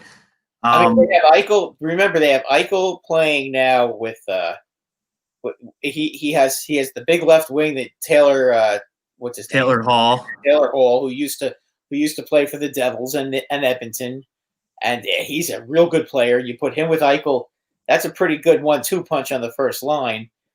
And the rest of it, they've got to get it together. But I mean, that team does have some young talent on it. It's just a question of when they get it together. We've all been waiting years and years for them to bust out.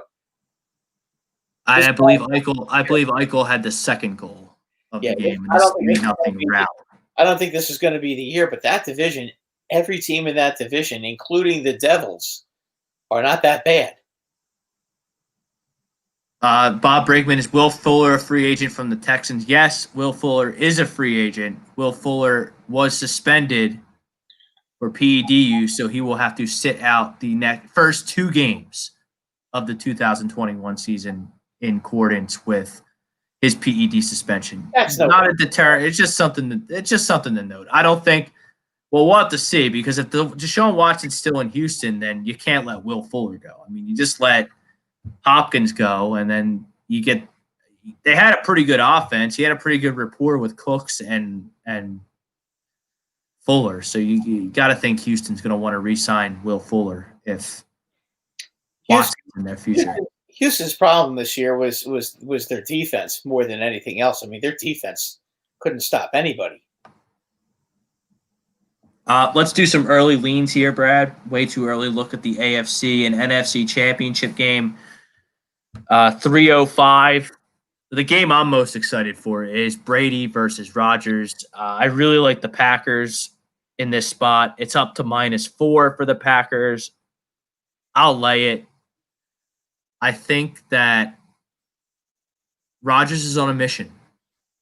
Rodgers is just on a mission this year, Brad. I think he's going to – I don't know if he's going to win the Super Bowl, because Buffalo and KC are mighty good football teams too. But I'm pretty sold that Aaron Rodgers is 1,000% motivated to get this championship under his belt at home, Lambeau Field, in front of fans. I think Aaron Rodgers gets it done. I'll gladly lay the 4 here on Monday. Yeah, I agree with you. I think Green Bay wins the game fairly easily. Actually, I could see this being a 2-score game, a 10-point game. Now, what do you make of the Tampa Bay Buccaneers in Week 6, just absolutely pounding the Green Bay Packers into oblivion, 38-10. Aaron Rodgers threw 5 interceptions on the season, Brad. 2 of them were in that game. The Packers had no answers. They got punked out. They got hit in the mouth. They lose 38-10. Was that game in Green Bay or Tampa? That was in Tampa Bay. Okay, that's a big difference. They're going to be in Green Bay, and right now, the way Green Bay is playing, they're almost impossible to beat.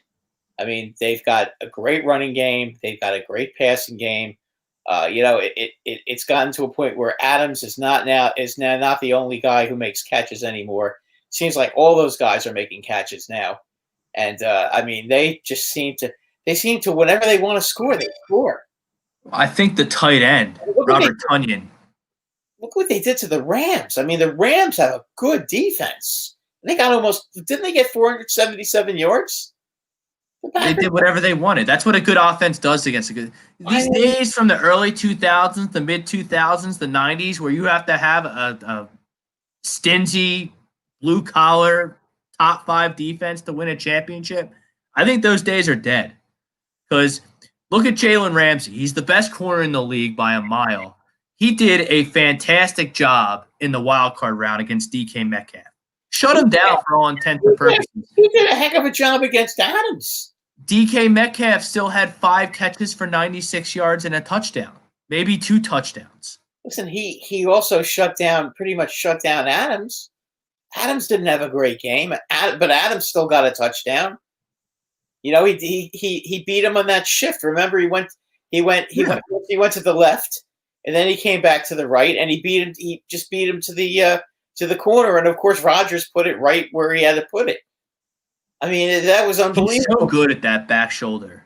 Yeah, that back shoulder throw right there. His accuracy is still amongst the best. He's the best. Brady's pretty good at it in his own right, but no one does the back shoulder fade like Aaron Rodgers. Yeah, it's bread and butter. It has been for years. It's unbelievable how he's on the same page all the time with his receivers in terms of that. And then, you get the running game with Aaron Jones and Jamal Williams. I think their defense is just good enough to get it done. Their defense is pretty good. It's not great, but it's pretty good. They're good against the pass, which will help them, especially if Antonio Brown is banged up. He had an MRI on his knee today. We'll see how that injury situation develops.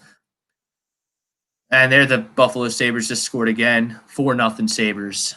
Get to some hockey on the back end here. Talking AFC, NFC championship right now. I'm totally comfortable laying the 4 points with Green Bay.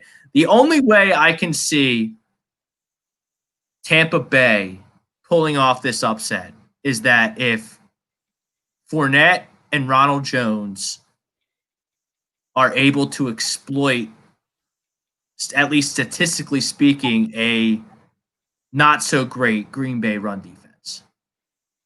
Because the Packers really good at stopping the pass, not so good at the run.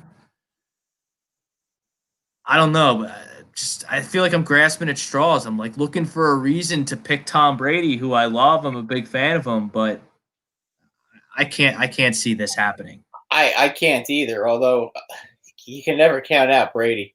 I mean, one thing about Brady, the bigger, the brighter the spotlight, the better he seems to play. He's got that clutch gene, and nobody has the clutch gene like Brady. Brady is oblivious to the big spot. He doesn't care. He plays better when the chips are down. Tom Brady has been in the AFC at least the AFC or the Final Four, the championship round of the playoffs, in 66% of his career.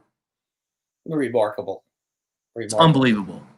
But I don't know. I don't think he's getting this one. I think this is Rodgers' time. I think the Packers are going to advance to the Super Bowl. I think you're right. I just think the Packers right now, that big offensive line of theirs gives Rodgers plenty of time, and he just does what he has to do to get the touchdowns every time.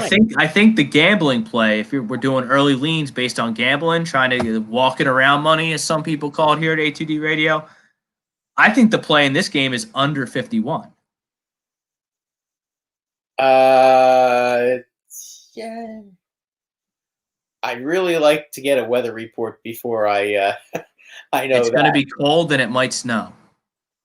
Yeah, then it's going to be under. But I'll tell you what, if it's cold and it snows, it's really not going to bother either Brady or. I hear you on that, and they're saying snow like maybe at night. So, like, maybe towards the back end of the game and at night there in Green Bay, Wisconsin. It should not – it's going to be very cold, potentially very windy for the football game, but – won't bother you. Brady played in New England his whole career. Okay? So that's – I understand that. I just think Green Bay is a better team. I agree with you. I'm just saying the weather really shouldn't – weather really shouldn't be a factor. Aaron Rodgers has played in Green Bay his whole career. It's not going to matter. So you're right about that. I think at this point, Green Bay, I just think that right now, I think they're the best team in the NFC. And then the other game, 6:05 in Kansas City, Buffalo traveling to Kansas City, the standard 3-point underdog. I mean, I'll take the points in this game. First off, I'm making these predictions on the assumption that Patrick Mahomes is going to be fine and he's going to be playing. If there was any skepticism that Patrick Mahomes wasn't going to be able to play, this game wouldn't be on the board in Vegas.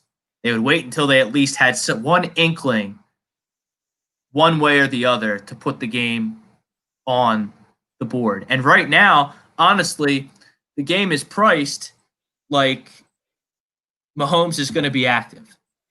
I mean, Buffalo's is finally getting the respect they deserve, though. That's for sure. Well, I mean, they should. They should. They're a better all-around team than the Chiefs. No? I think they are. I think they got a better defense. I think they definitely have a better defense. Their quarterback may not be as good as Mahomes, but I'll tell you what, he's not very far behind, and he's been outstanding in the playoffs. He's been outstanding during the regular season. Actually, when Buffalo played Kansas City the first game, Allen was very good. Allen was not the problem in that game. Buffalo just couldn't stop him. Either team can run the ball. Both teams have pretty good playmakers. Right. Both teams are going to get more yardage running when their quarterbacks do the damage running than their running backs right now. Kansas City's not getting that rookie running back, are they? It doesn't seem likely. It's a high ankle sprain. It's not progressing. Le'Veon Bell's proving to be washed. Darrell Williams is their best, but Buffalo, they have their own run game problems as well. Zach Moss in the he's not with the Colts. He tore his ACL in the Colts game. So I mean, but Singleton's not bad, but it just doesn't. Singletary, he's a scat guy though. He's not going to get you. No, he's not tough yards between the tackles. He's not the kind of guy that's going to get that can run the ball 20 to 25 times and pound out 110, 120 yards. That's just not his game. But anyway, Brad, Buffalo's going to listen. Both these teams are going to throw the damn ball. They're going to throw it all over the place. I see a lot of points, but I do think Buffalo in the end is going to find a way to win this game. I think Kansas City has been living on the sword the entire season. It's very hard to repeat and go to two back-to-back Super Bowls. I think this is where it ends for Kansas City. I couldn't agree with you. I like the Bills and the over. Yeah, and I also think that if Mahomes plays, which he probably will, you know what, he was a little, it's not just the concussion. That's the issue. No, he's got that foot. Yeah, he's got that little turf toe thing too. And I think that is going to be an issue. And I don't think he's going to be 100%. I think the Buffalo Bills, I think this is their year to finally get back to the Super Bowl. And boy, Green Bay and Buffalo would be one hell of a fun Super Bowl. That was kind of our consensus pick, Sport Towns bracket. That's how it kind of shook out. Yeah. As well. But yeah, the over-under's at 53.5 right now. This is according to Sports Insights, an app I use to do early leans. Again, weather will be no factor in this game, regardless of how bad it might be outside. Kansas City is a cold weather place. So is Buffalo. No city can have worse weather than Buffalo, so I wouldn't worry too much. Josh Allen has such a strong arm; it doesn't matter about the wind. If he wants to get a ball where he wants to get it, it's going to get there. And the same thing goes for Patrick Mahomes. His arm is so strong, it's not going to matter. Do you have a score? Do you have a score predictions for these football games, Brad? 27-17 Green Bay, 34-31 Buffalo. 34-31 Buffalo. That would be an over. 27-17. That would be an under. Yeah, I think those. Make those the consensus picks for the Sports Hounds. 27-17 Green Bay. I like those. 34-31 Buffalo. Yeah, I mean, I could definitely see. And I do think Buffalo, after beating the Ravens, I think that's a big confidence boost for them. But, I mean, I don't know, because I thought that's why the Ravens were going to beat the Bills, because of the momentum and the swagger they showed. And then, I think the Bills were underdogs for that game, weren't they? No, they were favored by 2.5. Oh, okay. 2.5, 3. Okay, they were favored then. But yeah, I mean, I love the way they've been playing. They're just on such a roll right now. Kansas City, I don't think they were that impressive against Cleveland. I know Mahomes was hurt. I get it that he was taken out, but you know what? Cleveland kept that game a lot closer than I thought it should have been. They would have won look, it seems like a very stiff penalty when you fumble when you're about to run the end zone, you're extending the ball, you fumble the ball out of the end zone, and it's the other team's ball on the 20. Maybe something that the competition committee can look at. I've always hated that rule too. I just feel like, you know what? If you fumble, it's not consistent. It's not consistent. It's not. And then if they punch that in, they win the game. If you fumble the ball out of bounds, okay, the ball should go back to where it was fumbled. You know, I mean, if nobody recovers the ball, you should retain possession. I mean, if you fumble it anywhere else and it goes out of bounds, you retain possession. I don't know. I understand. I know there are people who are going to say, "Hey, don't fumble the ball." Well, yeah, okay, that's great, but I get it. Not to mention the poor guy Rashard Higgins got tattooed, speared with an illegal hit by Dan Sorensen. That play's not even reviewable.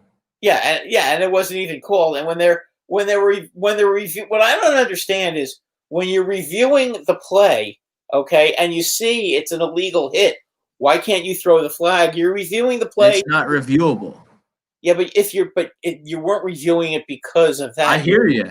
I hear you. They're reviewing it because to make sure that the ball was right. But Brad, that opens up a whole can of worms, because then you're looking at a run play and then you see that, oh man, the left tackle, he was holding back here at the 15-yard line. I guess you got to throw that flag there. It's just a slippery slope, and you got to draw the line somewhere. And I get that. But how do you? First of all, how do you miss an obvious spearing? Because that was ridiculous. I don't know how you could. That was clearly obvious. I mean, and you can't tell me if he doesn't get speared like that, he doesn't fumble the ball. No, of course not. I mean, when I saw it the first time, I was like, if that was college, that guy would have gotten kicked out. Correct. You know, and in pro, it's okay. Kicked out and suspended for the first half of the next game. Right. I mean, that was. I mean, I don't know how you could. How do you miss that? Don't get it. Don't get it at all. Sometimes I really, really wonder with these guys how they miss these calls. I mean, I know it's a fast game, but come on, you have a line judge. You have a line judge, and he was right there. How do you not see that? Yeah, Sean, this fumble did happen in the first half, but they lost by 5. Patrick Mahomes got hurt. If you add 7 points to 17, they win the game 24-22. Not to mention But all the momentum in the whole ball game shifts to Cleveland if it's 19-10 at halftime as opposed to 19-3, which is what it ended up being. And I give Baker Mayfield, he earned a lot of stripes yesterday, in my opinion. He made a lot of great throws. He came up a little bit short, but I think the people of Cleveland can relax about, like, Baker Mayfield's their guy.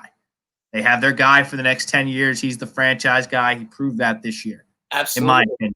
In my opinion. Absolutely. You're right. I think, that's a game and I know a lot of you guys don't like Odell Beckham out there, but you know what? If they had Odell Beckham, I think they win that game. I mean, they really need that. They really do need that one burner, Cleveland, and without him, I mean, they have a lot of nice, they have a lot of nice receivers who are real good targets, and have reliable hands, and so on and etc. But that one game breaker who would have been Beckham, I think that would have really made the big difference for them yesterday, and which is why I love Buffalo, because you know what. Stephon Diggs is. I know. They're going to turn around and they're going to say, "Well, Tyreek Hill, blah blah blah blah blah." Yeah, Tyreek Hill is great, but you know what? Nobody on Kansas City is going to be able to stop Diggs. Diggs is going to just destroy them. Josh Allen. Kansas City is not as good a football team as they were a year ago. No, they're not. They're just not. Their defense is not peaking like it did a year ago. Tyrann Mathieu, he played a fantastic game yesterday, but, I mean, he hasn't been the same as he was during that Super Bowl run outside of yesterday. He played yesterday like a man possessed. I mean, that's one of the best games I've seen him play in a while. I mean, he's getting old, but he had a great game yesterday. He really did. And then, the Browns defense, they're not exactly the 85 Bears either. The Bills defense is extremely good. It's extremely fast. It's extremely talented. It's extremely deep. I mean, is a guy like Darrell Williams or a washed-up Le'Veon Bell going to be able to give the Chiefs any type of balance? Well, that's Buffalo's weakness is that they're a little undersized. So, and that you could be able to run against them. But Kansas City is not built to really run the football, right? Doesn't hurt them here. No. They're very fast, and and they're well coached. And I do believe that, when you play a team once during the season or twice during the season, it's a big help in the playoffs because you get to see their tendencies and you know what they're going to do. And it does make a difference. Look at what happened with New Orleans and Tampa Bay. I mean, New Orleans beat the crap out of Tampa Bay twice during the season, but you know what? Tampa Bay took what happened and they were able to execute to make some plays and execute the win. Yeah, but sometimes that's a bunch of bullshit, though, Brad, because Tampa Bay was playing their best football of the season going into yesterday. True, and I don't think anybody can deny that. No, but New Orleans also was missing a couple of they lost Harris. They didn't have Taysom Hill. I mean, those are two very important players. I mean, Latavius Murray, he didn't play either. Came back to reserve. Yeah, exactly. And that's another guy. I mean, they had to use Kamara way more than they really wanted to. I mean, they want to use Kamara, but Latavius Murray is perfect for that role because Kamara will come in, run 3 or 4 times, and then you start handing it off to Murray, and you just beat the other team's defense up. New Orleans will do that. Sean Smell, what's the opening line in the Chiefs-Bills game? It is the Chiefs are a standard 3-point favorite at home. And the sports hounds like the Bills and the over 53.5. NFC game, it is a Green Bay a -4 in Lambeau Field. Cold, windy temperatures expected. Possible chance of snow. The sports hounds like the Packers -4 with the game being under 51. Anything else you want to add on any of these games? Before we kick some hockey around a little bit, Flyers getting smoked. I think that pretty much. Says go around the NHL. Yeah, because it's a really interesting year because you got nothing but division games. And some divisions are much stronger than other divisions. Preferably the East is the strongest division in hockey. By a mile.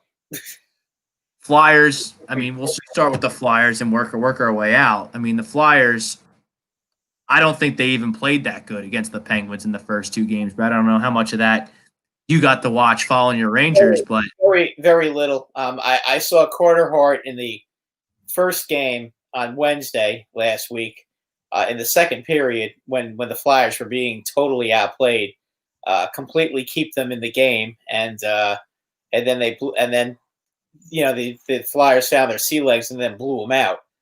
I still think the Flyers are going to win that division. Boston has not looked very good this year, and we did have Rob Povia from the Hockey Happy Hour in with us last week, and you know what, he called it and said that he didn't think Boston was going to be all that good a team this year. I after seeing what's going on right now, Pasternak is also going to be out to the middle of February. Boston might be in trouble. And I would think Boston might be the one team in the division that could give the Flyers trouble as far as winning the division. I don't think the Islanders are consistent enough to win the division, although they could definitely win in the playoffs. It's just a question of, during the season you're still going to have you're going to be playing your backup goalie every now and then, and he's a rookie. Grice is now on the Detroit Red Wings, so we'll see about that. But I think the Flyers win this division pretty easily. I think the key with the Flyers is for them to just come out every night and with a killer instinct. And when they do that, I don't think that they're going to win. They're going to lose. I mean, tonight they're having a bad night. And one thing about our division is you cannot take a night off against anybody, and that includes the New Jersey Devils. The New Jersey Devils are a vastly improved team. Okay? Buffalo has a lot of talent. They've had a lot of young talent for a long time. One of these years they're not going to be that bad. Okay? And now you have them in the division. Obviously you have Boston minus Krug, minus Chara, and right now minus Pasternak. So it's possible that maybe Boston has a bad year this year. That could be, and I'm looking at my Rangers, of course, for a way for them to get into the playoffs. That could be they're in. If Boston's doesn't make it, okay, you have the Flyers, the Devils, and the Capitals, okay? The Penguins, to me, don't look all that strong. The Penguins are having major goalie issues right now. Yeah, the Penguins, I think the Rangers are better than the Penguins at this point. I think the Rangers have their younger players are looking pretty good. They looked real good the second game against the Islanders. First game, they looked pathetically bad. So we'll see about them. I think you're going to see a lot of that this year because, again, they're the youngest team in hockey. Their average age is 25. They have 8 guys in their starting lineup that are 22 or under. So you're going to have that once in a while with them where they're going to be running around defensively and not paying attention to detail. That's what happens with young teams. The Capitals, they looked great against Buffalo. They used and abused them those 2 games, and then they go and they lose yesterday to the Penguins. So, they've got the rookie goalie Samsonov in goal. He's going to be their goalie. Unfortunately, they're not going to have Henrik Lundqvist because, as we all know, Henrik is sick and had the heart surgery, and thank God he's okay. But they're going to have a little bit of a problem, Washington, in goal, and so is Pittsburgh. Maybe the Rangers can beat one of those teams and sneak into the playoffs. And, Flyers, they're taking it on the chin tonight, down 4-0 to the Sabres. Carter Hart's been pulled. I think Eichel had a goal, but I think this is how it's gonna shake out. I think this is what's going to happen every night in our division because, as I said, every team in our division is really, really good. You do not have a terrible team. Even the Devils, who will no question finish last in the division, even the Devils can step up and win some games because they're not that bad. They've got a lot of good young talent on their team, And if it wasn't for the ridiculousness of this division, they'd have a shot. Speaking of ridiculous, the Canadian division is just a joke. I mean, you've got 7 teams in that division, and in my opinion, not a one of them is worth anything to me. I think if You're not on my. What about my Canucks, my sleeper squad? I don't know if they're going to score enough. They seem to be having trouble scoring. Yeah, Elias Peterson is off to a slow. It's only 2 games, but and they're in action right now against the Calgary Flames. The Flames improved themselves with the goaltending situation. I don't like Edmonton's goaltending situation at all. Edmonton, I'm sick of hearing about Edmonton, though. Edmonton's got to do something for me to take notice of. Edmonton plays no defense, and I get tired of the same thing. Them in Toronto, they're basically Toronto West, okay. And I'm sick and tired of hearing it. Prove something. Win a playoff round, okay. I mean, it's enough already. You have all these players. You have all these number 1 draft picks all the time. The NHL was so good to them, giving them all those first round picks all the time in the top 5 or the number 1 or whatever, and they still never get the job done. It's amazing. I mean, how many number 1 picks do they have to get before they're competitive? And Darnell Nurse has to start playing like a big time defenseman. They drafted him real high, and he's got all the ability in the world, and he still hasn't come out and played like everybody expected him to. So you were high on the Canadians in that division. The Canadians have played well. They're the one team that plays defense and has enough scoring, and they have by far the best goalie in that division.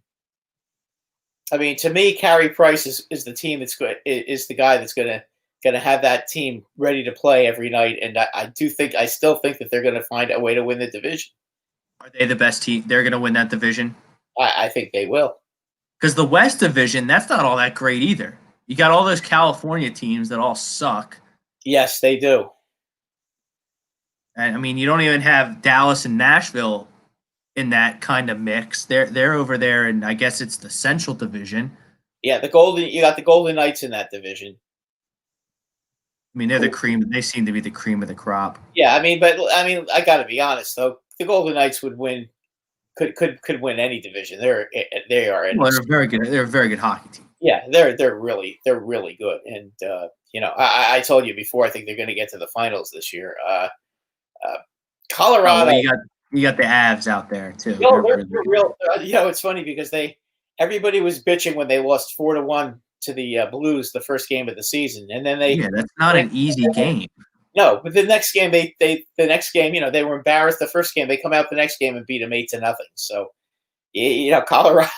Colorado is going to be is one of those teams. When they get their offense going and they're moving the puck and they're getting prime scoring chances, they're going to put up 4, 5, 6, 7 goals at the blink of an eye. It's not going to be difficult for them. You got a guy like Nathan McKinnon, who's one of the best players in the NHL, if not the best. He's phenomenal. He's gonna find a way to beat you. And they've got so many guys on that team that can score. It's almost ridiculous. They're going to be extremely tough to beat. Do you think Las Vegas is better than Colorado? Yeah, I think they're a little bit more solid in goal, and I like their defense. I think they're picking up the guy from the Blues. Was a huge Peter Angelo. That was a huge move for them, and I think that puts them over the top in that division. And I made another fantasy hockey trade this morning. Oh yeah, what did you do? I traded. It's tough because I don't know hockey like you. I traded Tatar from the Canadians for a centerman on what's his name on the Canucks. Which one? Hold on, I have it right here. Oh, Horvat. Oh, I think you did okay with that. Needed a center. Bo I have all Horvath. these. Bo Horvath is good. I think you'll be fine with him. Like I got all these. I got wingers on my bench scoring 10, 12 points a night, and I only have the two centers. So I had to shift some things around. Well, Tartar, I don't think you're going to lose that much with Tartar. I've never been a big fan of his. So, Well, I mean, I didn't even draft him. I picked him up on free agents. oh, then you're fine then. You're fine then. Bo Seemed Horvath, like a no-brainer. yeah, I think you made a pretty good trade. I mean, See, this is why I'm good. Like, I don't have any biases in fantasy hockey. Like fantasy baseball, I'll be like, oh man, that guy killed me in years past. I'm not picking him. Or that guy's on the Mets, a team I hate. I'm gonna try not to get him. I have no biases in hockey. Because I don't hate Sidney Crosby as a Flyers fan, even though that might get me in trouble. The guy's an unbelievable hockey player. I can't stand him, but that's But he's so good. You can't deny no, how good he is. No, I can't. And, I respect greatness. I'll tell you one guy who I think is just about done is Evgeny Malkin. He to me, he is not looking very good. Yeah, but they still have Gunsel and Chris Letang if he can stay healthy. Yeah, but Getzel's always getting hurt too. Getzel missed the entire second half of the season last year. Yeah, but that was last year. I know, but he's always getting hurt. So I mean, and Malkin is not what he used to be. Letang, if they're going to play Letang 28, 29 minutes at his age a night, that's gonna get old fast because Letang is never a guy that can stay healthy either. The Penguins are not Stanley Cup contenders to me. They'll be lucky to make the playoffs in a very, very difficult division. And regardless of the way the Flyers are playing tonight, they'll be fine. They're gonna. I'm not worried about them, but they're gonna have their off nights. They're human. They're not going to win every game. This isn't the NBA and it's not the NFL. In hockey, you lose games. You come out, another team's on fire in the first period, or the goalie stands on his head. It's like baseball. You're gonna have stuff like that happen. You're gonna have a goalie that stands on his head. You're gonna have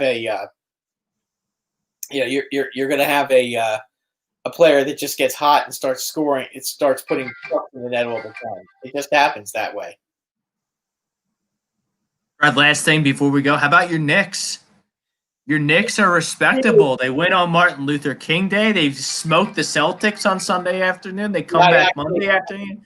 They smoked the Orlando Magic. I got to watch the Knicks a little bit yesterday because they had the game on replay on NBA Network, and I was watching. I mean, the Celtic announcers they're so biased. They pay no attention. They give nobody credit for what credit to. All they kept saying is the Celtics just need to not be playing on afternoon games at 1:00. I'm like, well, that's tough shit. Yeah, it's like, well, wait a minute now. And then they're criticizing. They're saying Mitchell Robinson's not a good defensive player. All he does is rebound and block shots. That's not true at all. But that doesn't make him a good defensive player. What the hell is that supposed to mean? What's wrong? What's wrong with being a good defensive? What's wrong with blocking shots and getting rebounds? I mean, to me, that sounds like you're a pretty good defensive player to me. Well, Brett, I watched the whole game. I watched the whole game today against the Orlando Magic. Matinee, Martin Luther King Day. I'm off on Mondays. I didn't get to watch that game because I was working. They look good. Julius Randle's an animal. They're relentless on the glass. Nerlens Noel was a great pickup. Mitchell Robinson is a gritty guy. Reggie Bullock, he can get you some buckets. And RJ Barrett, I mean, I told you. He's an improved player this year. I told you when you drafted him that I thought you did. Yeah, I thought you did well with that draft pick. Yeah, he's starting to look like the third pick in the draft. To be honest with you, he's played very well this year, and I like Quickly. Quickly is perfect for what Tibbs wants to do. Yep, he first, long, athletic, Kentucky guy, so he's got pedigree. He can shoot. He can really shoot, and they haven't had a guy that could shoot like him, and God knows how long. mean, I think And then the last guy that could shoot like him was Anthony, to be honest with you. and then I'm just ecstatic that the Philadelphia 76ers didn't trade for James Harden. James Harden's a sweatbag. James Harden's a loser. James Harden wants to go in press conferences and call out his teammates for not being good enough, and he wants to sourpuss because he hasn't won anything. Well, guess what, James? It's time to look in the mirror, because every time your Rockets were in an elimination situation, your stats took a nosedive. Maybe if his stats didn't take a nosedive and James Harden would have shown up for a big game every once in a while in Houston, he wouldn't be ringless and wouldn't be bitching and moaning to get himself to. He's got no excuse now. Yeah, he bitches and moans to get himself to Durant so he has a chance to win a title. And isn't it funny, Brad, that LeBron goes west and starts winning titles, and now all these superstars, Russell Westbrook, Kevin Durant, Kyrie Irving, James Harden, now everyone's going east. Now everyone's going east, and there's still people out there that want to deny LeBron James his spot in history. But getting back to James Harden, I mean, what more does Houston have to do to get you a championship? You know, like they got you Chris Paul. That didn't work. They got you. Chris Paul got hurt a couple of times, and against the Warriors. Yeah, and James Harden doesn't show up in any big spots. You know, didn't work out with Chris Paul. They get him Russell Westbrook. But now, they get him the shooters he asked for, and then he wants to sourpuss. But now he's got some guys on the team that are really going to help. And boy, how lucky were the Nets to trade LeVert when they did? Because LeVert is now injured. Oh, that's really unfortunate, because it looks like that he's got a pretty serious thing going on with a mass found on his kidney. It doesn't sound good at all. No, and this has been going on. Something always seems to happen with LeVert. I mean, that's been unfortunately the theme with him. But I mean, a little bit of different scenario here. But anyway, like James Harden, I got no time for you. I got no time for James Harden. I think that with Brooklyn, I think he doesn't have to be the man in every game, because Kevin Durant. Brad, you can't stink in every big spot and point the finger at everybody else. Well, you just can't do that. That's not how life works. That's not how sports work. He's not gonna have to do that with New Jersey. With Brooklyn. Brooklyn has a lot of real good players on their team. As he just hits a 3-pointer now to give Brooklyn a 4-point lead against Milwaukee in the fourth quarter. Yeah, I just flipped that on. Yeah, but I mean, he's actually the only star out on the court right now. The rest of the guys are just their. Well, is there enough basketballs for James Harden and Kevin Durant to play on the court at the same time together? Not to mention that knucklehead Kyrie Irving when he comes back. I'm not digging this dynamic with the Nets at all. I'm just not digging it at all. I think the Sixers are better than the Nets. I think the Bucks are better than the Nets. I think the Heat and Celtics are ultimately better than the Nets when it's all said and done. I would disagree. I think the Nets are the team to beat in the East. I think with those three guys are all playing together, I think they're going to be the team to beat in the. You think Steve Nash is good enough coach to keep the train on the tracks?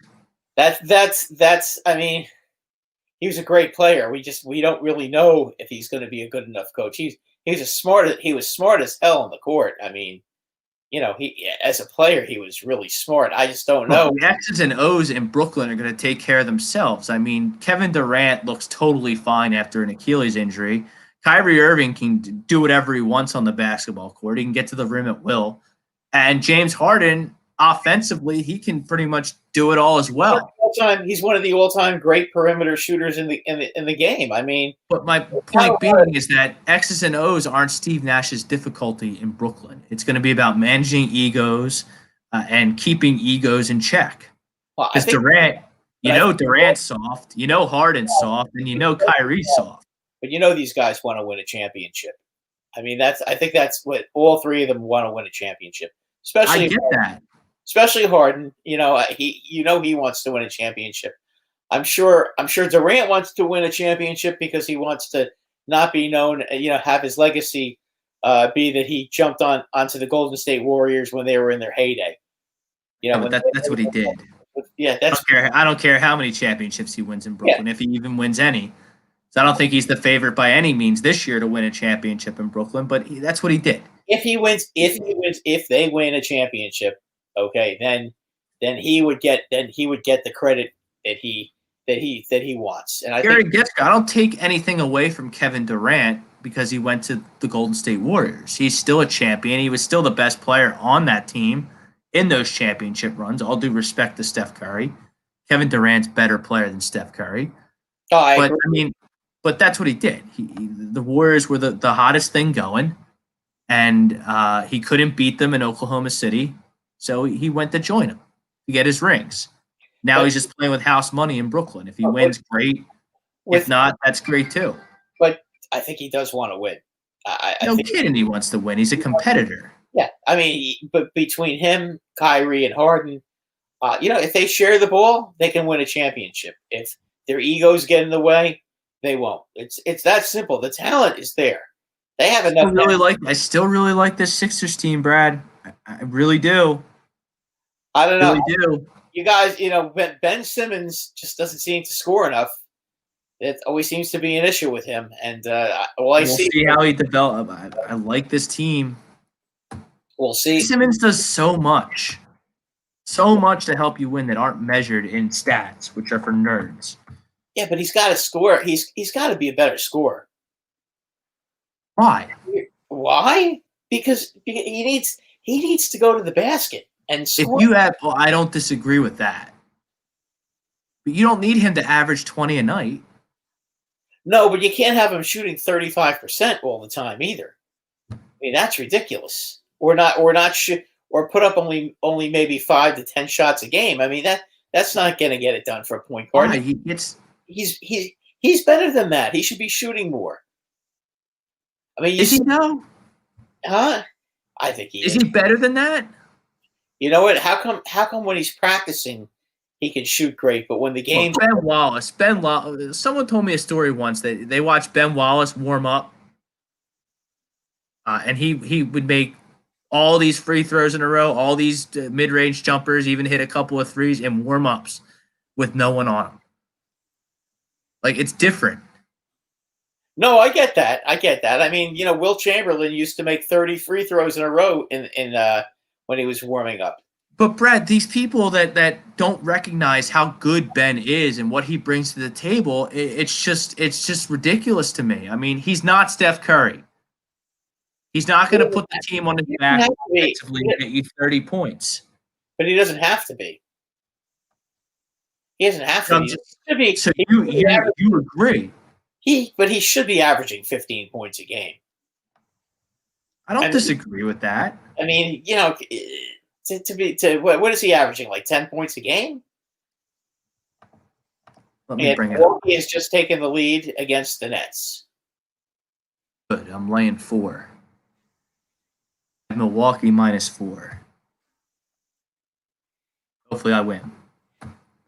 12, 9, and 8 are Ben Simmons' averages this year thus far. Wow. I'll tell you what, you just saw some good defense by the Nets there. Like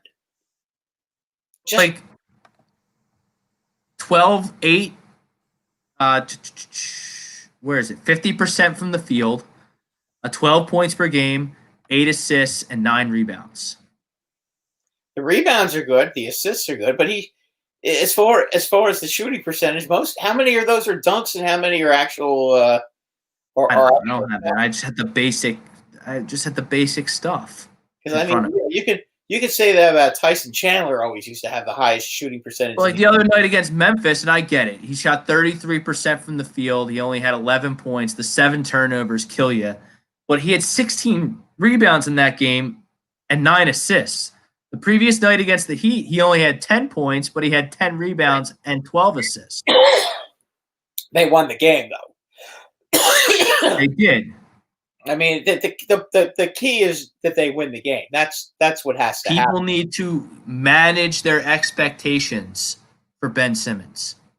Ben Simmons is not James Harden. Ben Simmons is not Steph Curry from an offensive standpoint. But what Ben Simmons does do is he's a better facilitator. Ben Simmons knows exactly where each player on the team needs the ball to be successful. There's not a stat that measures that, but Ben Simmons is the best in the NBA at knowing where his guys need the ball on the court to be successful. Number two, he can cover any position on the court. That's a huge stat. He's not a ball hog. I get it. I just like to see a little bit more scoring out of him. What does he have to average for you to be like, okay, that's enough? 15. That's enough scoring. That's 15. only 3 more points a game. Yeah, but how many times do they lose? How many times do they lose because he's just not? The problem is they don't have to get. How many times do they lose because Tobias Harris is being a fucking jerk off, or Seth Curry doesn't play, or Danny Green's not hitting shots, or Dwight Howard misses 5 free throws in a row down the stretch? Why is it all on Ben all the time? Because he's expected to be one of the key players on that team, and he is. Because you know what, when you got to the playoffs last year, and you played Boston in the playoffs, Boston destroyed you because Simmons didn't play. So I mean, he defensively, you know, he can guard anybody. That's the one thing he can do. I just would like to see him shoot better. Oh. I don't know what to tell people. I'm going to sing from the mountaintops. Wow. Now, did you just see that shot Harden just made? Yeah, I saw it. This is see the thing with James Harden right now, Brad. It's the honeymoon period. Honeymoon period. He's so happy to be out of Houston that he's going to do great in his first couple of games here. What's he going to be like a month from now, 2 months from now, when things might get a little tough? You know, maybe he bangs up his knee or something like that. He's got to play through bumps and bruises. Are we still going to be in that honeymoon phase, or is he going to shut down and quit like he always does when things get tough? Because he doesn't have. Because it's not always going to be on him with this team.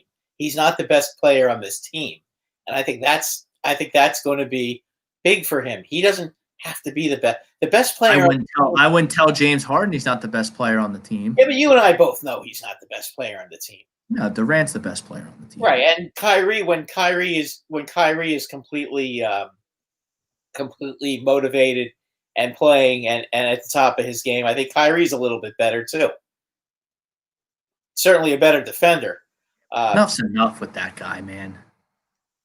Well, he had COVID. That's why he hasn't been. That's why he didn't have COVID. He violated COVID. Whatever it is. He left the team and no one knew where he was because he's a clown. Well, yeah, he is a clown. You're right. I can't defend what he does, but when he gets himself back on the court again, which will be tremendous. It's going to be with those 3 guys playing. They're going to present a matchup nightmare. I don't disagree with that. You know, that's the one thing. That's the one thing, and they've got enough guys to come off the bench who are just muckers and grinders, who are not going to get in the big threes way, who will take their roles and play their roles pretty well. So I think that's something that they'll be okay with. Their center, all their centers have to do is basically rebound, is play defense and rebound. That's really we got to wrap it up. This 2 hours flew by. Thank you to everyone who watched, subscribed, shared, commented on the show. Thank you to Frank Vesby for producing the show. Thank you for our sponsors, All Campus down in Ocean City, new sponsor, and also Specialized Physical Therapies. Our doc make them yours too, Dr. Paul Fidel. He's Brad Ryer. I'm Rob Brinkman. Until next Monday, peace out, everybody.